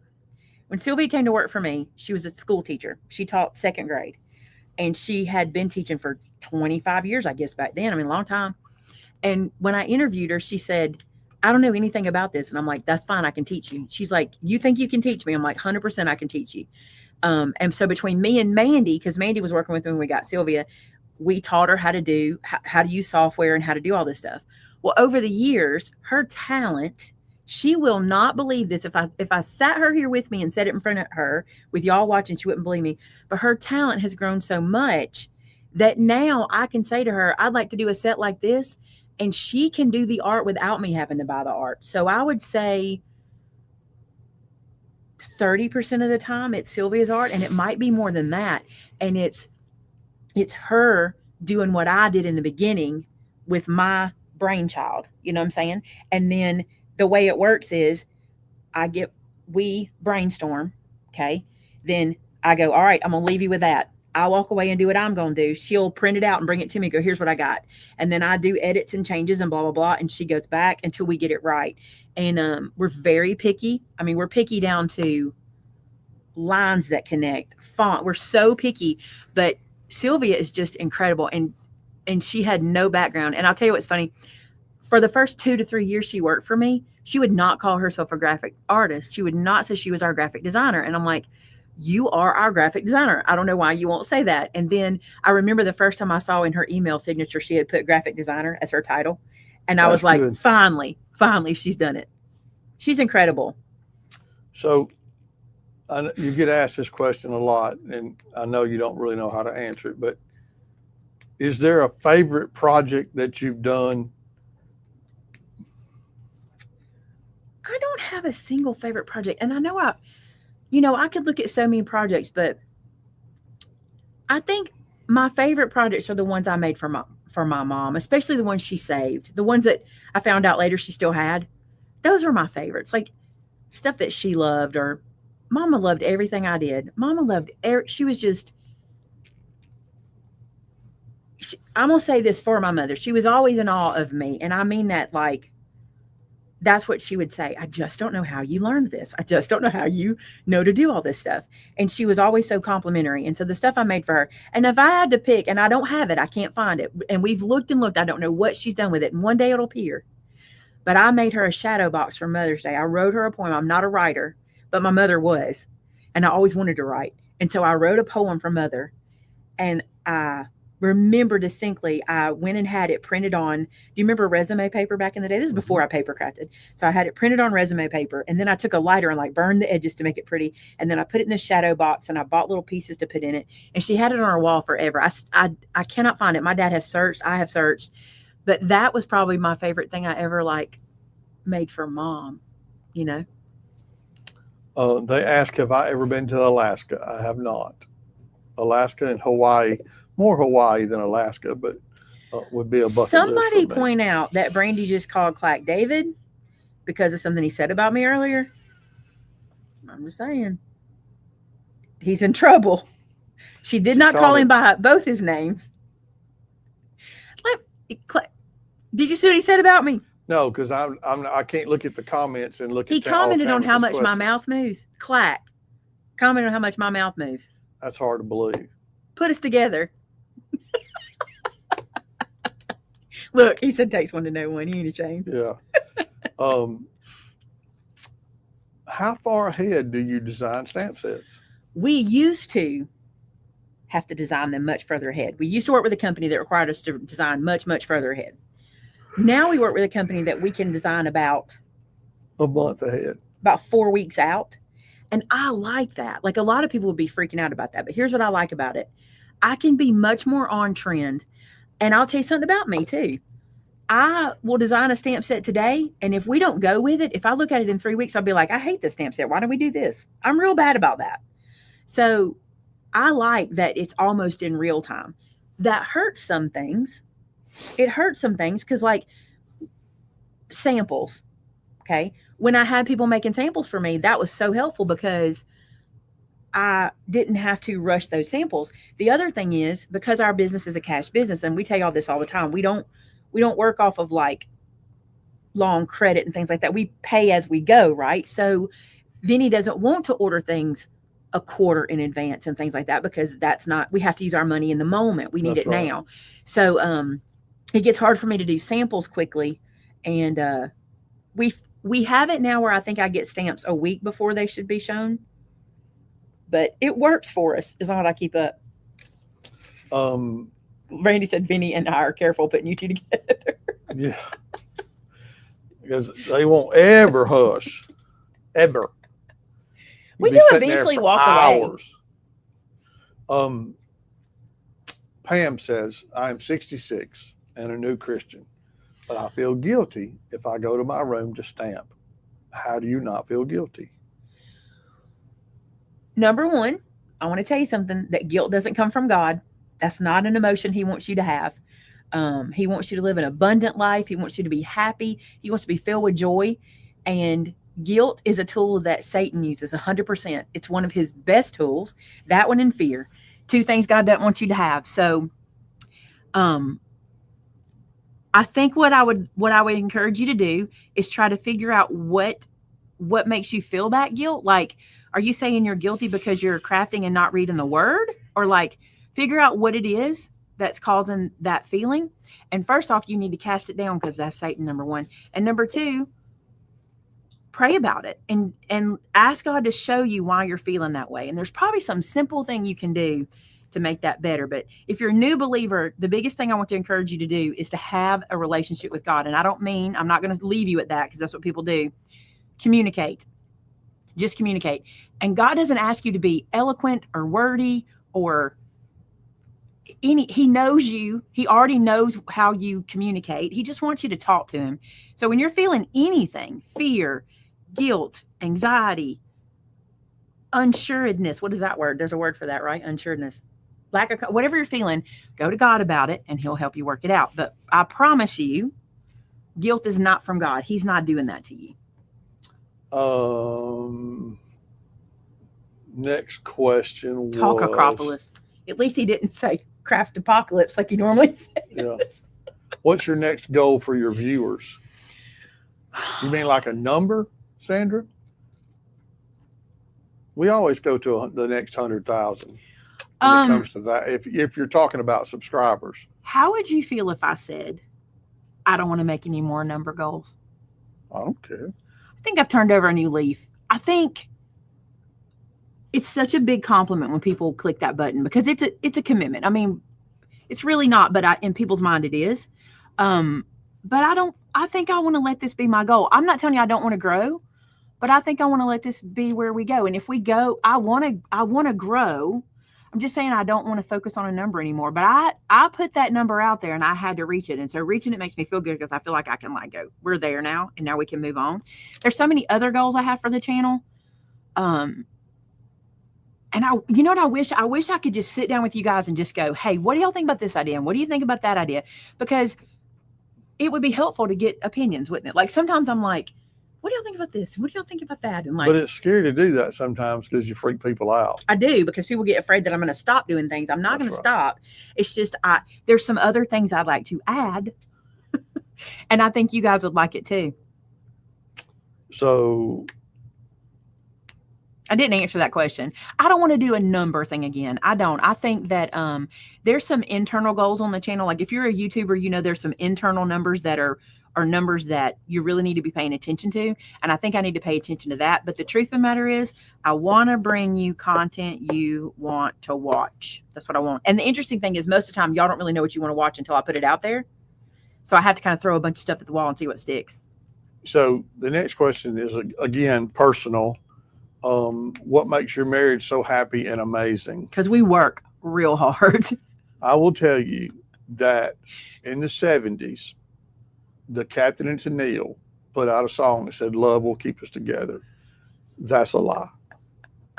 That's Love a lie. will keep us together. Love will help, but it takes work to be happily married. Love. It takes work. It takes sacrifice.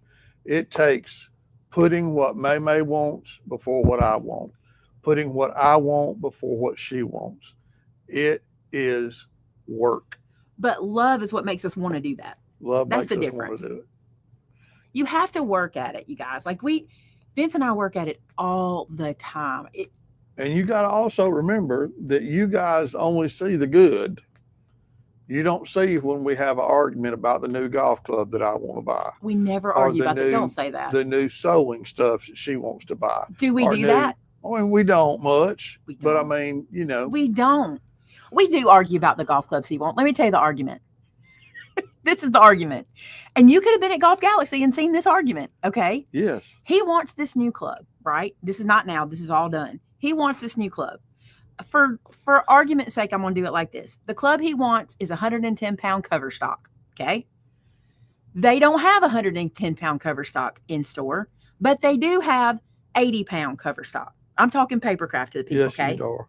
So he says, I'll just get the 80-pound. And I go, no, you won't. No, you won't. And he looked at me and I said, you get the 80-pound and we're back in 3 weeks to get the 110-pound because you didn't get the 80-pound today. Right? That's right. Well, they don't have it. I said, that's right. We're going to order it. We're going to order it and it will be here and you'll be fine. A couple of days, right? He's like, okay. But then him and his little buddy over there at Golf Galaxy, unbeknownst to me, get a 90-pound cover stock right in the middle.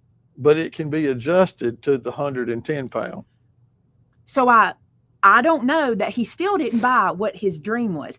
And listen, all you women know this. I say this, all you spouses, I don't care if you're women or men or spouses, okay?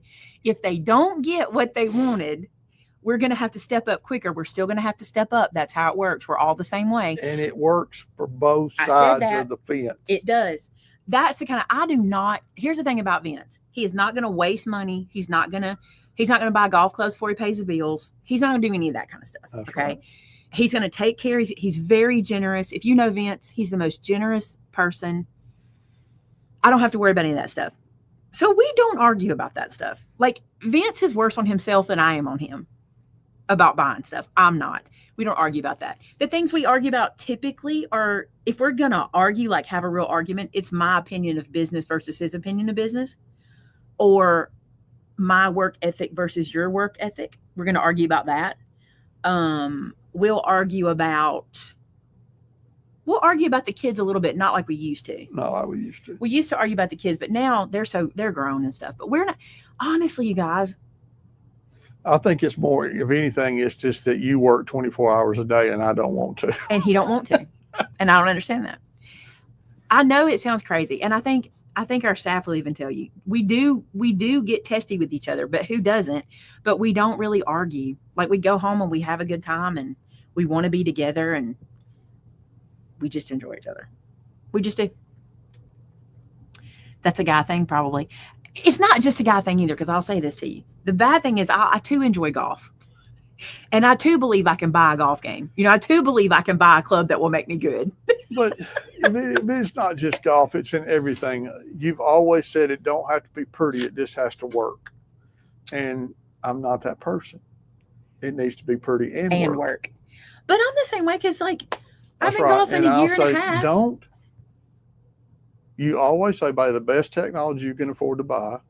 And that's true in crafting, and that's Everything. true in golf. That's true in hunting. That's true in shooting. That's true in soccer, volleyball, whatever your hobby is. Clack says after 30 years of marriage, they ran out of things to argue about. There's a lot of truth in that, except I'm going to say it like this. After 30 years of marriage, we know what battles to pick and what not to pick. Like, what's the point in that? Like, it's been this way. It's going to be this way. We've just kind of learned around it. And, like, and I'll be honest with you, y'all know this. The older you get, the same things don't set you off anymore. Like, I don't, like, so what? There's socks on the floor. That's just not a big deal. They're never on the floor with Vinnie, but so what? There's, I don't know. So what? I don't know. It's not, the same thing doesn't upset us that used to upset us when we were That's young. true. And so we just don't do that anymore. And we do have different stressors, you know. This is not a reflection on Vince's parents, but they are now our responsibility. And that's a stressor that comes on us. We don't argue about his parents, but, you know, now we have different stressors and we have to go, look, I'm not going to worry about that. We need to worry about this, you know? Tamitha sent me a message to remind us that we have new product and re-ups that we're supposed I'm to going show. to say this, okay? I have enjoyed this time with you guys today. This is the kind of stuff I love to do with you because I think it grows our community. And I knew when we hit 400,000 subscribers, I really wanted to just have a chat with you today and have some fun. And I appreciate you guys letting me do that. And if you ever have questions, you can always ask. We are literally an open book. I mean, I'm not going to tell you my social security number or how much I weigh, but I'll tell you how old I am. I don't have a problem with that. So we do have some new product to show you. It's not a whole lot. We don't have a lot. It's a lot of re-ups. And we have a stamp order that is in the store now. So if you've been looking for a particular stamp set, it's available for you to get more than likely. I think Amber was putting those in before the show started. So how crooked is that camera? Something's crooked. I think that's better. I think that's better. Look at this. Brace yourself for cuteness. Feliz Navidad. That's what it says. I love this so much. It's adorable. These are buttons, and they are actual buttons, but you can snap the backs off of them and make them charms. That one, see the little button right there? See it? Feliz Navidad. I love this so much. This is adorable. It's got 3 bones and 3 dogs. We have a new dog coming. We can't wait. This is a re-up. 10 days. 10 days. Oh, 10 days from tomorrow. Yeah. This is a re-up. It's absolutely gorgeous. You guys bought this out when I showed it the first time, and we grabbed what we could, which was very little. I want to say Amber said we had like 9 or 11 of these come in. Not a lot. Not a lot. But look at the gorgeousness of this die. It is so beautiful. I cannot wait to cut this one out. I have not had a chance. Y'all bought them all. So what Amber and I were talking about, like, I never have a chance because they buy them all. Also, we did not get many of this one. Okay. So you need to run for it. We found it. We loved it. This is the Wise Men, and it's actually called the 3 Magi. You need to go grab this one. It's really pretty. And it also comes with a stamp set bonus. There's a little stamp in there. It says rejoice. It says sending gifts of hope, love, and joy. Where are my glasses? Not on my Cynthia, a re-up is a product that we've had in the store before that sold out. Let the star guide you. Hold on. I cannot read. I don't have my glasses on. Hold on. I got these. Where are my glasses? At home. I saw them at the house when I came. I didn't wear them to work. You did not. Not like me. Let the star guide your heart this Christmas, and then peace to you this holiday season. It's so pretty, isn't it? Love this die said. And it's so cool. So cool. All right. And this one is also a re-up. We had this one before. You guys grabbed it, and it's back. Look at these beautiful dies. So pretty. Also a re-up. We use this one a good bit in our folios. This is one we like to use in Eurofolios. I've used this in a folio recently. It's great for making pockets and tabs and different little things. That's a slot pocket there. These are slot pockets. Really, really cool. You can make kind of these things. See the tabs and then the little things that slide into the slot pockets. Love these. Also a re-up. This is the one I used in the Disney Eurofolios. I love this one. This is letters. Let me show you on the back. They make these edge letters. This is such a good die to have in your collection because you can make any word you want. Love it. Oh, and don't forget the code. I'm glad y'all said that. The code is made it 400K. I think that's correct. Made 400K. Made. I should not speak. I should let Tamitha do it. You guys recognize these? These are so cute. This, I'm not going to open this. It's brand new. Let me put this one here. These are the little flip books that I use for storage. Some people use them for what they're used for, which is books, to make photo albums. But I've been using them for storage, and I love them. They come in all colors, and they can expand to like that big. They can get really, really big. So we have these in lots of colors. This is just two that just came back, but we have them in like red and teal and buffalo check and wood grain and brown. Do we have brown? No. Gray? I can't remember. Lots of colors, you guys. Lots of colors. And Sarah uses it for a brag book. That's a good idea. We need a brag book. Every time we talk to somebody, they're like, have you got pictures of your dog? Why don't I have a brag book in my purse? That's not like me. I don't know. I need to make a brag book because I think that'd be cool. We were showing pictures of the dogs and the grandkids the other day. And we were having to go through the phone to do it. And I'm like, this is crazy. I know how to make a brag book. Speaking of brag books, I'm going to brag on this. Look how cute this cardstock is. I'm fixing to flip through it. I'm going to show you these two re-ups real quick, and then we're going to flip through. And it comes in two sizes. So this is a re-up. It's called pressed paper. It's absolutely gorgeous. I'm going to flip down here so you can see it. There's foil elements. All different kinds of pretties. Isn't that great? And like I said, this is a restock. We already had this one once, and it's called preserved paper. Then, if you know, you know. Harmony Hues, I will tell you this, and I think it's time to tell you. It is our understanding from our distributor that the 110-pound 12 by 12 Harmony Hues is going away. They're not going to be able to get it anymore. So if you love this as much as I do, grab what we got. And if you grab what we've got, my distributor has some in stock and I can get it. But I have not brought it all in because I don't want it to just sit here if you don't want it. But this cardstock is incredible, and you need to grab while we can. It's my understanding they're going to a, what is it, Shannon, 80-pound? I think they're going to an 80-pound, which is probably still going to be fine because this is super, super thick. But we don't know. We haven't had it in our hand yet. I think we have it on order, or it should be here soon. Yeah. Y'all understand, anytime you fall in love with something, they quit making it.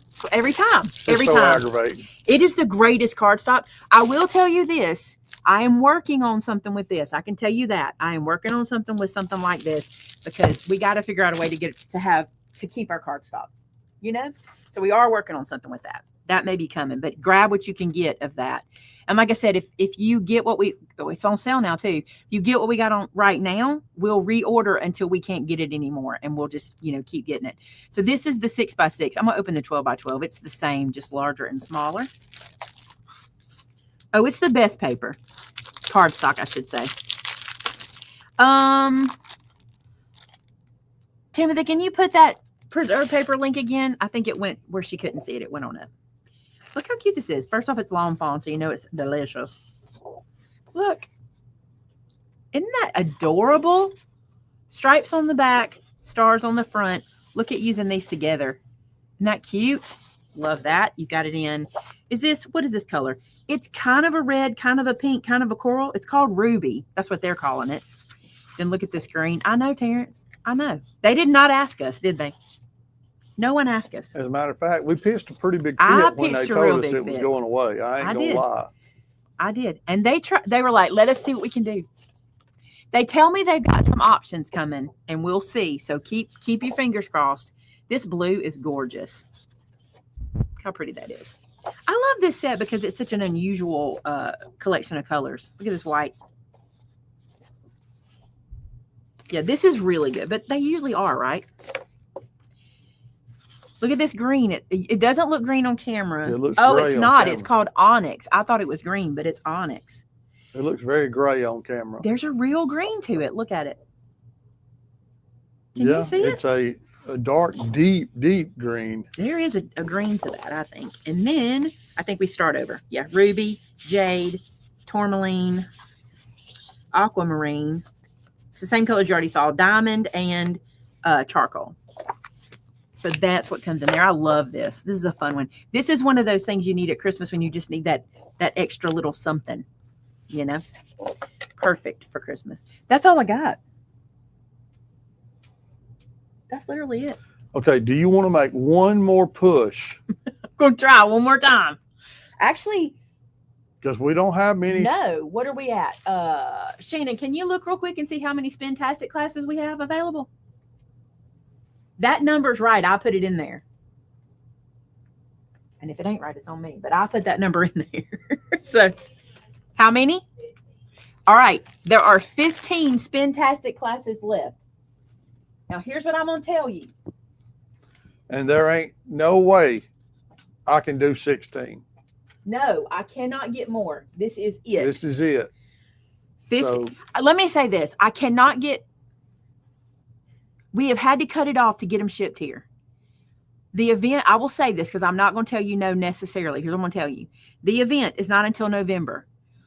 Could we get a second order in?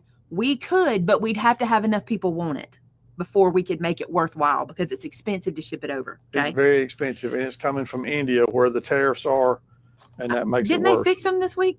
I think this week was the I don't fix. know if they fixed it. This is the Spintastic class that we will be doing in November. It's so much fun, and I have 15 spots left if you want to get in on this kit. The kit is here. This is the full kit. We will mail this to you. We will be working on it over multiple days. You will have so much fun. It is a lot of fun. That's what I'm going to say because there's only 15 left. I don't want to spend too much time on it. And then Craft Acropolis is coming up in October, and I think there are 10 spots left for that. What? Ish. 10-ish. Kind of a little more lenient. That's true. We are a little more lenient on Craft Acropolis. Like if you went, oh no, me and 10 of my friends wanted to come, we could move the wall a little bit, but we do have some room on that this time. We normally don't have the wiggle room that we have this time, but we have more wiggle room this time. So if you want to come to Craft Acropolis, let us know. Listen, y'all, if you've never done it, you need to do it, It's a lot of okay? Because it is the coolest event. And this time we're going to be doing the Make It Go Around, 2 of those, so we have enough spots for everybody to participate. And we're also having a YouTube meet and greet with all of the YouTubers from our community on Friday. Do y'all You'll know how wanna many be here. YouTubers are in our area? We have so many YouTubers, well-known folks. You're going to want to be there. It's a free event to meet all of the folks. I did this because my current students that come to Craft Acropolis already watch a lot of the local YouTubers, and they've said to me in the past they'd like to meet them. So I reached out to Clack. I said, would you put together a meet and greet? And he has done an excellent job. And I am pretty sure, is Clack still watching? Oh, he is. I'm pretty sure, didn't Holly say she was coming too recently? My cousin Holly, that her channel is Simply Lake and Lace. I'm pretty sure she said she was coming. I don't think she can be there all day when we talk because she has a young child. And so she's like, I can be there as long as Kaysen holds out, you know? And then also there's so many, Brooke and Jason from Cog Hill, Chestnut Hills Farm. There's a couple of farmsteads I don't know yet, so I don't want to say their names wrong. So Charming will be there. She's going to be in and out. That's what I thought because she couldn't stay a whole long time. There is a lot of people. The other thing for Craft Acropolis, is it on the website the Sunday night, Shannon? Will you check the description of the product and see if we put it in there? Because we said we were going to do it. We might have put it in there. Or Tamitha might know. Did we put Sunday night in the description? I don't know if you know this, but last Craft Acropolis, we did a little meet and greet at 5 o'clock at the store from 5 to 7 because so many of you guys come in early. And I think we're going to do that again. Did we decide? I think we did decide to just do it again because it was we had such a good time. All right. We need to add it there. And I need to let y'all know 5 p.m. the Sunday night before Craft Acropolis, which is what, the 19th? All right, so let me clarify something for you because some of you seem to be, or mentioning that you're confused. The Spectacular event is an online event, okay? It is not an in-person event. The Cricut class is an online event. It is not an in-person event. Craft Acropolis is an in-person event here in Clanton, Alabama. So hopefully that'll make y'all understand. If you go to maymayevents.com, you can see it's separated online and in person. So you can see which ones are where. And yes, hopefully that cleared that up for y'all. You can shop that Sunday night. We did that last time and everybody really enjoyed it. And one of the things they enjoyed about it was they were getting ready to crop the next day so they could get their stuff before Monday. Like if they wanted to get some stuff to put at their table. So Sunday night, 5 o'clock, if you're coming to Craft Acropolis, we'll put this in an email. It'll be on the Facebook, which, Tamitha, does the Facebook start tomorrow? Have we got that done? Sylvia's been working on it. It may start tomorrow. It may not start like tomorrow a.m., but I think it starts tomorrow. The Facebook for those that are coming. And we also send out an email newsletter for those that don't do Facebook. So you'll get that too. So yeah, we want to see you it's a meet and greet the night before. It's a lot of fun. Just because we started last event because so many people get here early and we're like, I want to see y'all. So that's what we're doing. Deborah, I do not know what I can and cannot announce about that. I do not know, but there is something for Scan and Cut coming. It's not through my site. It's through another site. Oh, wait, I think they did announce how it's going to be on their thing. Okay, so Maker's Gonna Learn, I know they did. Maker's Gonna Learn is doing a Christmas crafting online event. I cannot remember the actual name of it right now. And in that event, I'm doing a class. It's a demonstration called From Fussy to Fabulous, where you're using your Scan and Cut from fussy cutting scissors to not. There's going to be your fancy scissors, and I'm showing you how I use it. Basically, I show you my favorite ways to use the Scan and Cut is what I do, and I walk you through it. So yes, that's coming, but I don't have any details about that. When I do, I will give you that because right now I don't even think the tickets are for sale yet or anything like that, but it's coming. Marie, if you will email Shannon at maymaymedia.com, she can tell you which one you signed up for and what you might need. Also, Saturday. World Card Making Day. Yeah. I will be participating in the Craft Roulette day-long event. I will be the first one out the gate, so I start at noon. And if you want to see that or be a part of it, go to Craft Roulette, to the YouTube channel Craft Roulette. I'm sure Tamitha will link that in a second. You can go ahead and click Notify Me, and it'll let you know when it starts. And it's an all-day thing. If you got nothing to do Saturday, what are there, 10 or more people doing Craft Roulette? It's gonna be a lot of fun. You can just turn on the show and go the whole day. Global Card Making Party. Mark your calendar for Saturday, October 4th is what Tamitha is saying. I can't remember how many people it is exactly, but it's gonna be super fun, and I get to kick it off. So it'll be at noon, and I think I'm on for the first 30 minutes, and then we just kind of do 30 minutes, and we all have the same parameters, and it's super fun. So it'll be a fun day together for everybody. And I want y'all to be there because I don't like to be there by myself because I get nervous.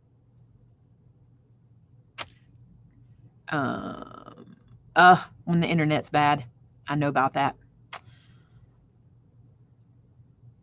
All right. We're saying that link might be broken. There might be a letter missing or something on that link, Tam, for Craft Roulette. But y'all come check it out. And if you've never watched Craft Roulette, try to Saturday, even just for a few minutes. There's going to be some really good people there. Carol, you do not need your Cricut ready for the class. You need to have Design Space downloaded and up to date. And honestly, it doesn't have to be up to date because I'm going to walk you through that too. But you need to have your Design Space available for you. we'll talk more about that because I'll send you an email to give you like the pre of what you need to do if you signed up. Did we talk about boot camp in this video? You have not talked about boot camp in this video. You probably should. Okay, so I have created a Cricut class for you guys because you guys were really keen on me doing it. We talked about it. And I'm doing what's called Cricut Boot Camp. Now, I really need to talk to you about it for a second because it's coming up quick. You don't have time on this one. I did it because I wanted you to learn it before Christmas. So if you wanted to make some projects, October 9th, 10th, and 11th. 3 days. We're going to do 2-hour sessions every day. And we're going to go through every single feature of Design Space. And there's probably going to be some stuff I go through you didn't even know was there. I've already been like researching all the stuff I want to go over. So we're going to be doing 3 days of Design Space. And I'm going to give you a bonus video that is me comparing the machine. So if you don't have a machine, you'll know which one is right for you. Or if you do have a machine and you're thinking about upgrading or getting something different, you'll know if you really should or not. So if you would like to take that class, which you can watch at your leisure or you can watch it live, completely up to you. It's 10 a.m. Central Standard Time. And if you can't be there at 10 a.m., they are ready for replay. You can watch them anytime. You can sign up for that at maymayevents.com. We have like 4 sign-up things happening at the event site, don't we? Mm-hmm. 3 for sure. So you can sign up over there for that. And I would love to have you there to be a part of it. It's a really, really good time too, because Cricut's got some really good updates right now and you really want to know about them. There's some good stuff happening over there. So, I'd love to have you as part of that class. If you have questions about anything, let me tell you what you do. The easiest way probably, Tamitha, do you do chat on the event site? Is that you? Do we have chat on the event site?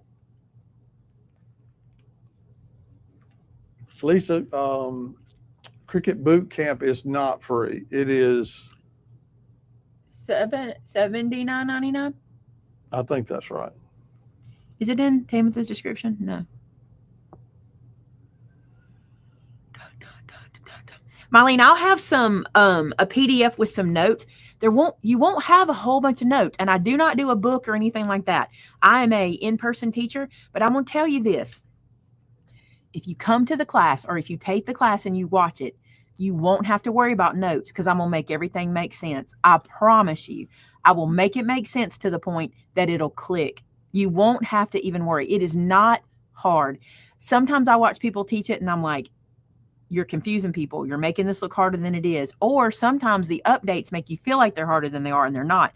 I promise you, take my class and you will totally get it. The other thing you get, and I did not mention this in the class, but you get me by email. If you ever have a question, I have literally taken students that bought a class from me years ago that have reached out to Shannon and they can't figure something out, and we'll do a video call to figure it out. Like, I want you to be able to have everything you need to make it happen. So you'll love boot camp. You will. But I don't do a book. I am not a writer. I cannot imagine what that would look like. Barb, you can do that. You actually, if you haven't gotten a Cricut and you're thinking about getting one and you're willing to invest in the class, you would learn real quick how to do it and if it's for you. The other thing is you don't have to buy Design Space up front. You can download it. Just at one point you couldn't do that. At one point they had it where you had to have a machine, but I don't think you do now. Somebody tell me. I'll have to look at that. Let me do that. At one point they changed it where you had to hook a machine to it, but now I don't think you do. Or am I thinking about the Silhouette? Which one was that? Susan, discount codes do not work on classes. I'm sorry.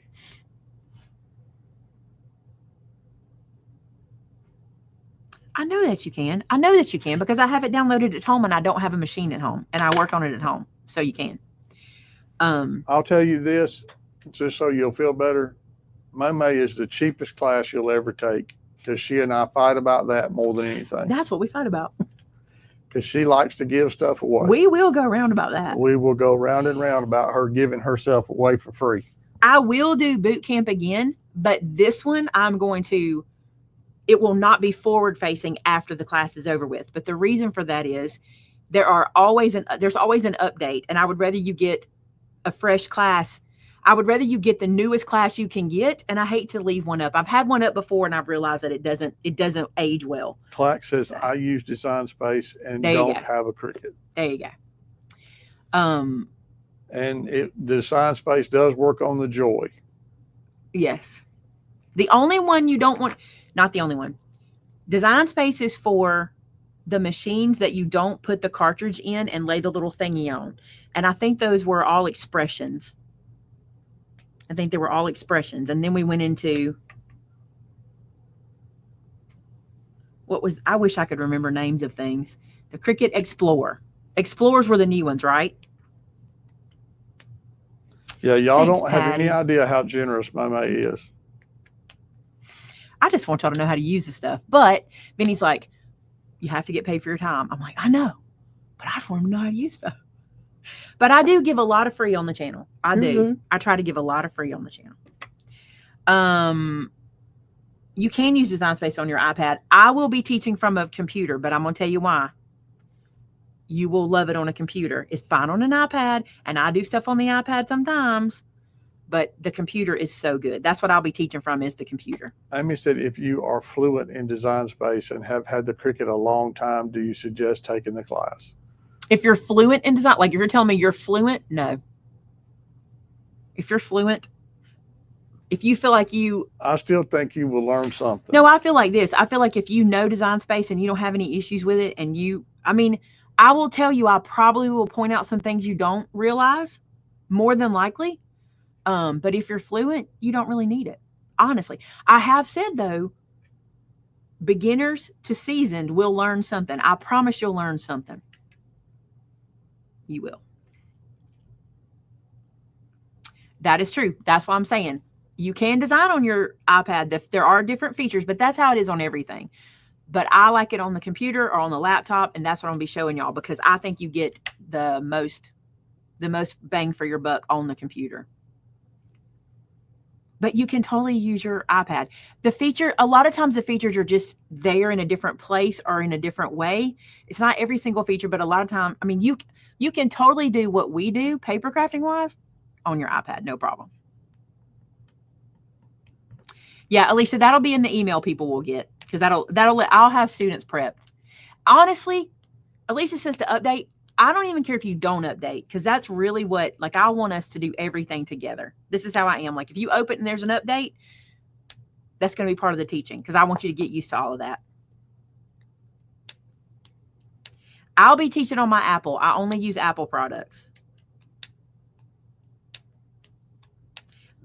Let me say something. Don't let that deter you, because I've taught this class on my Apple computer for the last 10 years, and people still learn no matter what your platform is. We have the same questions about that all the time, and people still learn about it. But these have been great questions. We have had a good visit today. It is 4 o'clock, which means our store is closing, which means everybody wants to go home. So maybe we should too. There you go. Wait, she's saying I might have been fluent earlier this year, but not after the update. I still think you might be okay if you were fluent before. It didn't change in a scary way. I think it just got better.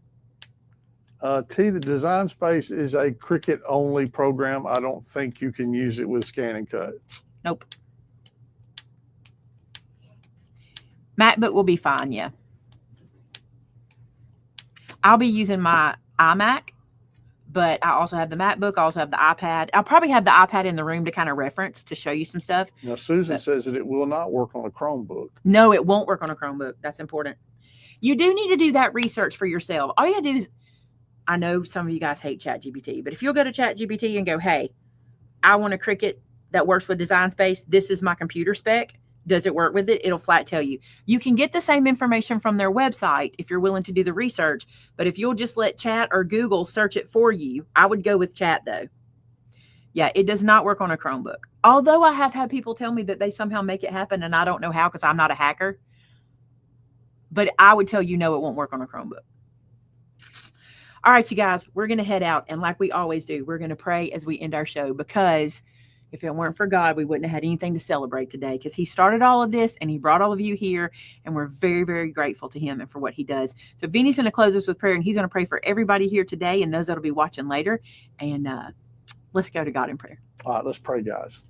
Hey, God, thank you for this day. I thank you for this milestone in the ministry that is May Made It. I thank you, God, for 400,000 subscribers and for every single person watching. God, we're so grateful for them. We're grateful for this community that you've established, God, for the friendships that we've made over the years and for the joy that we've shared and the sorrow we've shared together. I thank you, God, because we need each other. We need each other to get through what life throws at us sometimes. And God, I'm thankful that we have you and that we have each other. I pray, God, that you would bless those that are watching today and that you would take care of them. I pray, God, for those that are sick and hurting, those that are going through struggles. I pray, God, that your peace and your comfort would be there. Your Holy Spirit would just wrap his arms around them and keep them close to you. I thank you, God, for the privilege that we have to love on you and to praise you on this platform. And I pray, God, that as we continue to do that, you'll be honored and glorified through everything we do. In Jesus' name, amen. Amen. Thank y'all for being here. Thank you for clicking that subscribe button. It means the world to me. It just has made my day, probably my whole week. We'll see you Thursday night with some giveaways. Let's post the discount code Enjoy one the more sale. time. Don't forget, enjoy the sale. And I'll see you with some giveaways on Thursday. The sale is 25% off in store. Use the code made 400K. Made 400K. Sorry, I probably messed you up on that one. But thanks again so much. We appreciate you. And we will talk to you next time. See you Bye now. Thursday. Bye now.